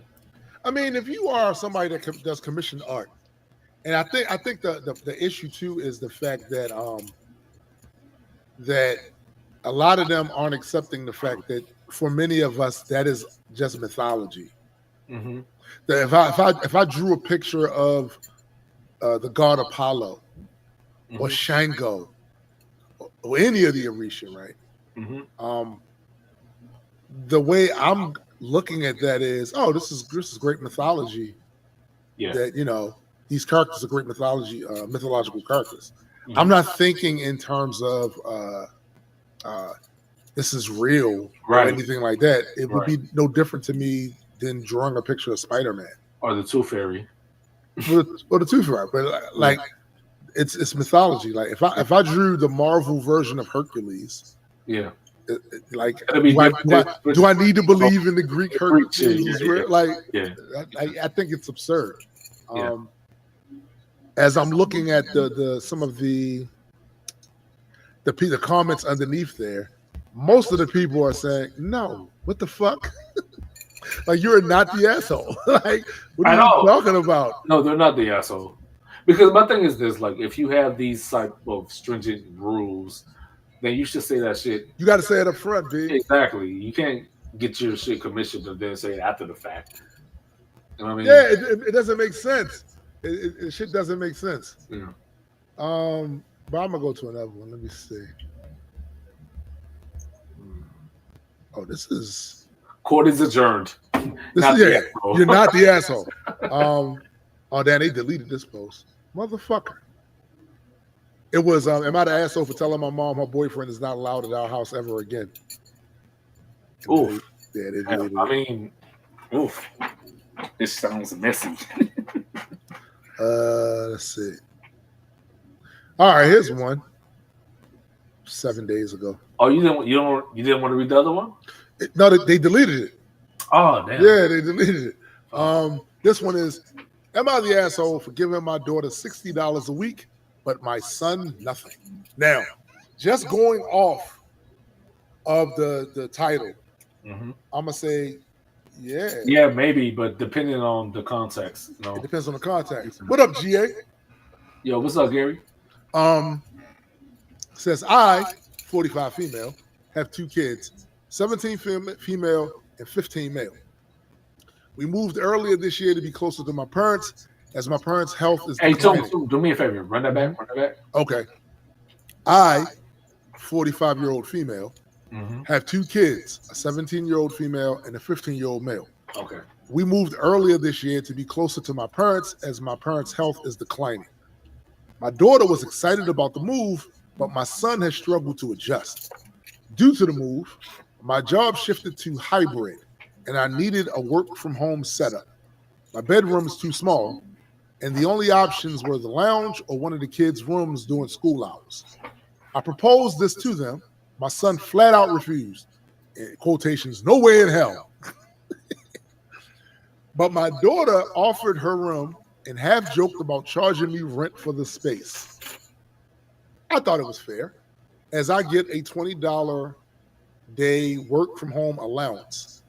I agreed to give it to her if she was okay with me setting up a small office in her room. I work from 8:30 to 5. and she usually starts homework right after I finish, so it worked out well. Now the issue. My son is pissed that his sister is getting $60. I don't do regular allowances, just canteen money, about $10 a week, and other needs as they come up. I told him he had the same opportunity and was now shit out of luck. He got angry and brought up the move, saying he never gets to see his friends. For the record, I drive them back to visit every 2 weeks for visits. I told him I understood his feelings, but said I wouldn't tolerate being spoken to like shit. He then started an argument with his sister too, going in on her for being an opportunistic bitch, and she called him a whiny little asshole. To cool off, I offered one of them the option to stay at their grandparents for the night, not as a punishment, but to break the tension. My son opted to go, and while dropping him off, my mom told me I was favoring my daughter and should be paying them equally. My dad disagreed, saying my son had the chance and was shit out of luck. Am I the asshole? ETA. The conversation took place over the course of the afternoon, and I didn't immediately agree to the deal with my daughter. I offered it to my son first, who reiterated, hell no, and get the fuck out of my room. Hold on, I'm confused. Yeah, I don't understand what's going on. I'm trying to figure some stuff out right now. Yeah. I'm trying to figure some stuff out. So first of all, just to finish up whatever, she continues, I also should mention the reason I have the smallest room is due to the lack of insulation in the ceiling and flooring making it damp. And as we're heading into winter, I wasn't sending either kid in there. The room also fits a single bed and a set of drawers and essentially no other space at all. We own the house in New Zealand, and I don't have the spare cash to get it insulated at the moment. All right. I need to find out some. First, let me just get my judgment out the way. Not the asshole. She offered you the opportunity. You didn't take it. Fuck more do you want? That's one. Two, I got to talk to the mom real quick. Mom, why is your son talking to you like this? Yeah, and not only that, why is he talking to your daughter like that, calling her a bitch? Like, well, I'm gonna tell you why he's talking to the daughter like that. To the mom like that. Talk to the mom like that. Yeah. It's like, what the fuck? I don't know on what planet or what alternate universe this version of New Zealand is. Yeah. Because that doesn't sound like the New Zealand that all these fucking lefties try to prop up is like the best place to live. Well, it still could be that. It still could be that, but it doesn't sound that way. Like, I'm just simply saying, why are you letting your son talk to y'all this? What happened? Yeah. Now, not to be one because I've outgrown being a proponent of corporal punishment. Mm-hmm. But do you know what would have happened to me in my house had I talked to my mom like that? Hey, yo, my lips would have been popped before I even got the word out. Bro. Dead ass. Bro. Straight up. My head would have been turning. Like, what the fuck? Yo, throughout this entire time, right? I feel like while I was reading it, I'm looking at the little things she's saying that he's saying, and I'm like, did he really say it that way? But now I know for a fact that's how he was talking to him. That's crazy. So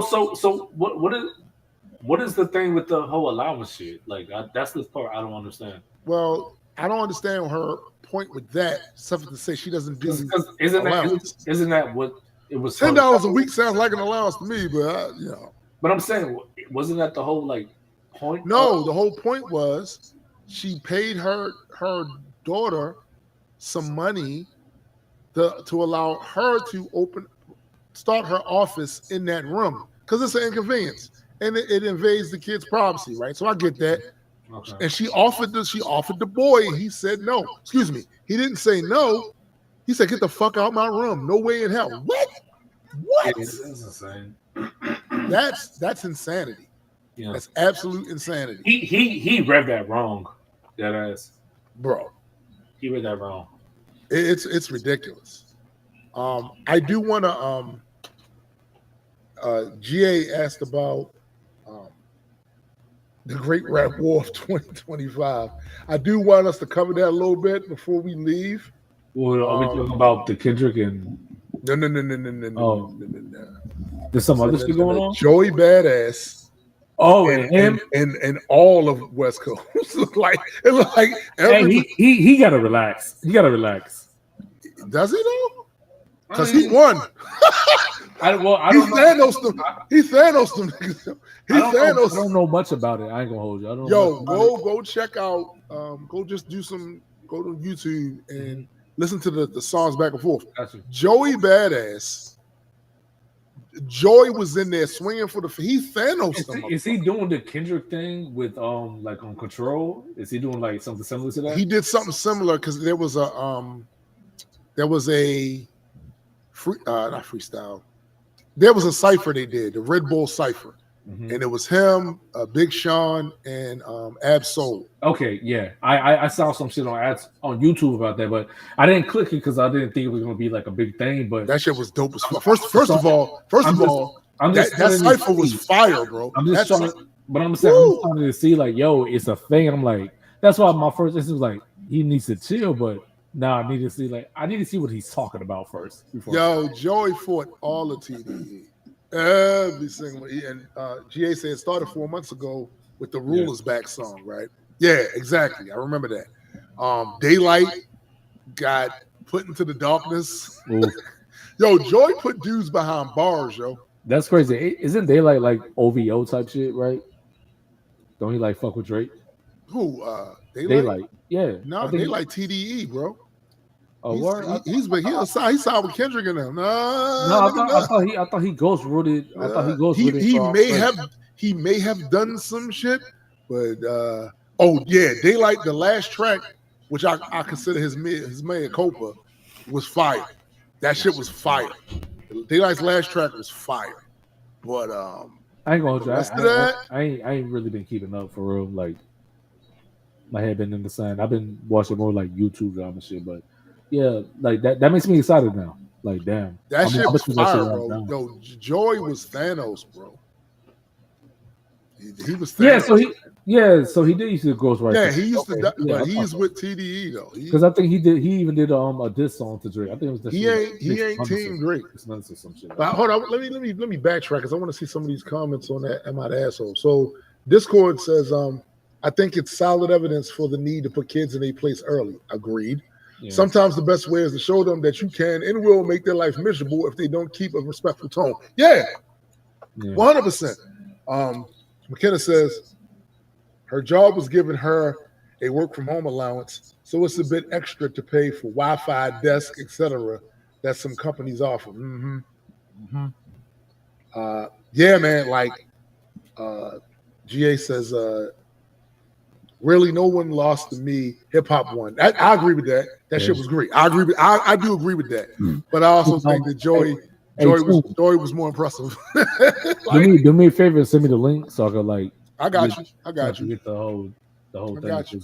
I'm definitely, I'm going to be like indulged in that shit after this shit. I got you. The reason I also give this to Joy is because I remember when it first like really started kicking off, people were saying, where the rest of them New York guys at? How come Joy didn't need no help? Joy ain't need no help, bro. He ain't need no help. And to be real, Joey's nice though. Like Joey's nice. He's not. I don't listen to him often, but he did have a track with Loaded Lux, and that was fire too. That was fire. But anytime I hear him, I'm like, oh damn, buddy's fired. You know what I'm saying? But I'm not like a perpetual fan of him. But like every time I hear him, nice. Did you know that you had some people complaining, saying shit like, "Man, they only doing that. They only doing that to get attention." So let me see if I understand this. No, isn't that the point? Well, let me see if I understand this correctly. These rappers are using rap to get attention for their rapping. Oh no! Oh wow! Like some of y'all need to relax for real. Oh, like really? Oh, damn. Some of y'all really need to relax. Are they really doing that? Oh, my God. You mean to tell me these rappers are rapping to get attention to their rappity rap? Yes, but rappers are actually rapping. Oh, my God. Wow. Please, miss me. Writers are writing. Painters are painting. Drivers are driving. Wow, damn. Like, shut up. It's ridiculous, bro. Like, it is completely ridiculous. Fuck out of here. Yo, comedians are comedians. Comedians are telling jokes to get attention to them telling jokes. Yeah, fool. Content creators are content creating. Oh my god! Wow. You're only content creating to get attention for your content creating. No! For real? That's what? Oh, that's the point.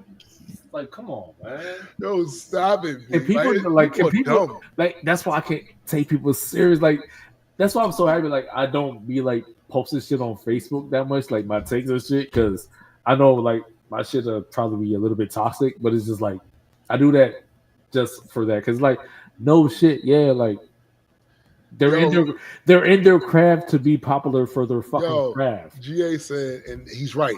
He said adequate. They dropped like 10 disses in 48 hours. Yeah. This shit was so lit. This shit was so like it's like every time you turned around, somebody had a response. Somebody had a response. So it was worse than the Drake and Kendrick shit. I don't know what you mean by. Oh, you're talking about as far as frequency of because Kendrick was dropped every time. Oh yeah, easy. They was just. Monday morning was crazy. Yeah, Monday morning was crazy. Hey, yo, they was just. Yeah, I gotta send me that link. Yo, I'm all in. It's multiple. Links, I love hearing niggas rap. It's multiple links though. Like they was dropping. Like inside my WhatsApp. Every time I turned around, either me or James or on Instagram, Napalm was sending me, yo, they just dropped again. Yo, somebody else just dropped again. Yo, somebody else. I thought 2024 was going to be like kind of like the end of drama and shit. No, 2025 is taking it. This is good trouble though. This is good trouble. Like this is guys. I mean, I don't care if it's good or bad, but I just like I love the drama. What I mean by that is, unlike the other shit that ended in the motherfucker trying to sue and do all that goofy ass shit, right? Mm-hmm. This was about the sport of hip hop. Right. This was about the sport. This was literally guys saying, what was that thing that Rumpelstiltskin said? Spittle of gold says I'm better than you. That's literally what these dudes was doing. Like, I'm better than you. No, I'm better than you. Yeah. That is the core element of competitive hip hop right there. I'm better than you. No, you're not. And nobody got mad. Nobody talked about later. You see me in these streets. It wasn't none of that.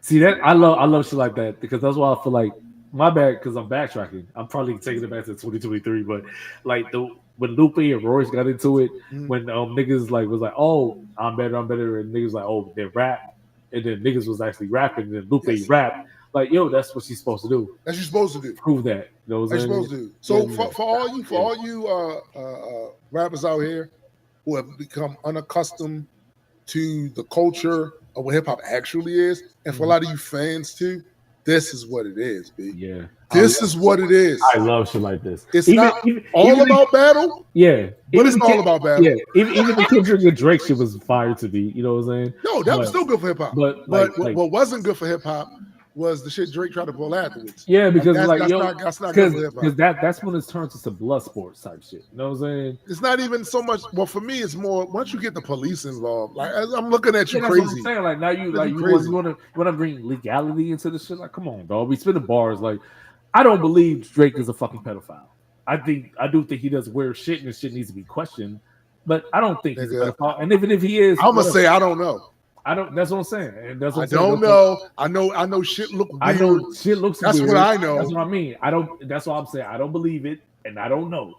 I don't know. It does look weird, and there is something to be questioned. I don't believe it, but I also don't disbelieve it. Exactly. I don't know. Yeah, I'm in the middle. I'm in the middle. GA said, then Mickey Fax descended from the heavens with a slap. Yo, he's my God. He murdered Royce.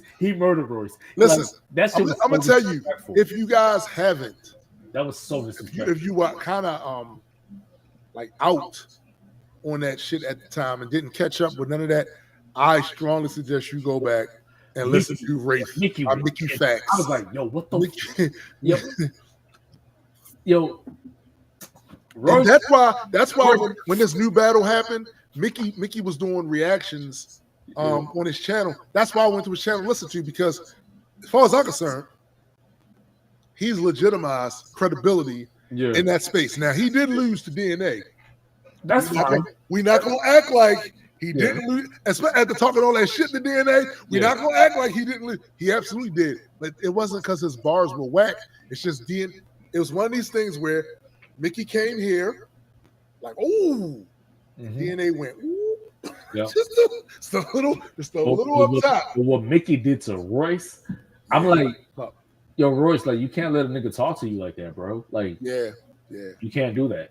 I agree. I actually agree with Jay. We says "Not Like Us" is the greatest diss of all time. It is. Wraith is the best track, though. Yeah, it is. Yeah, it's crazy. It is crazy, and just when you break down his wordplay, the Mickey fact shit. Right? Yeah, that was insane. His wordplay was. I've like anytime I listen to that song, I listen to that shit at least like 4 times back. It make you want to rap. As soon as you hear it, if you're a rapper, it make you want to rap. And especially because it's like pointed to like one of the rappers like I look up to the most, like one, not like, you know what I'm saying, like one of them, like he's like in my like top 20, you know what I'm saying? I'm like, damn, you let this nigga talk to you like that, bro? And didn't respond. Lupe put him in the dirt too. But I'm like, yo, you let Mickey talk to you like that? Well, here's the thing. What we're not going to do is act like Mickey has not always been nice. No, Mickey has always been nice. I'm not saying that. I'm not saying Mickey's But nice. you are Royce the 5'9". Yeah, you can't let that, like, you respond, like, to, like, you didn't respond again? That's Royce. That's Royce is him, but not responding is crazy. GA says, never seen a nigga turn into Shang Tsung on the track before. Right. Same. Real. Crazy, bro. Like the Spider-Man meme. Yeah, facts. Facts. Oh shit, we that's our time. Oh shit. So, GA, when you get a chance, rewind the episode. You know what I'm saying? We want to thank everybody once again for joining us for another rousing edition of the Black Culture Geeks podcast. Never forget, there is always music. Always music. Always. Music from the past, music in the present, music for the future. From all of us. Yep. GA has music. Past music. I think he's still working on something now. Peace, baby. SPJ, he has music, past, present, stuff he's working on. Addy has music, past, present, stuff he's working on. And do I have to say I have music? I don't think I have to say that. You do. I kind of do. Yeah. Go check that. The stuff that we got on the streaming services out and all that. Also want to give a shout out to Heard It Through the Grapevine, my sister SBJ's significant other, Chrissy. Go check her podcast out as well. Metas and Mutants with Side Guy and Hendrick. Once again, congratulations to Hendrick for having a kid. Yeah, that's what's up. That's bass. And I think, if you haven't, go check out majesticcomics.com. If you haven't got any of the issues, we got 3 issues out now. Go check them out. You can get them digital, and we still have some physicals left. And also, don't forget Christopher Colburn's Singularity book. We're going to be running a Kickstarter for that coming soon. So you see me start posting more stuff about it. Chris is already posting stuff about it. Go check that out. I've read the book, the comic book already. It's fire. All right. So, when you get a chance, check that out as well. So for my man Adequate. You. I am Tombstone the Dead Man, and for my missing partner SBJ. Yeah, where the fuck he at? he had the bells. I love you, bro. We will see you guys later. Yeah. Holler. Oh,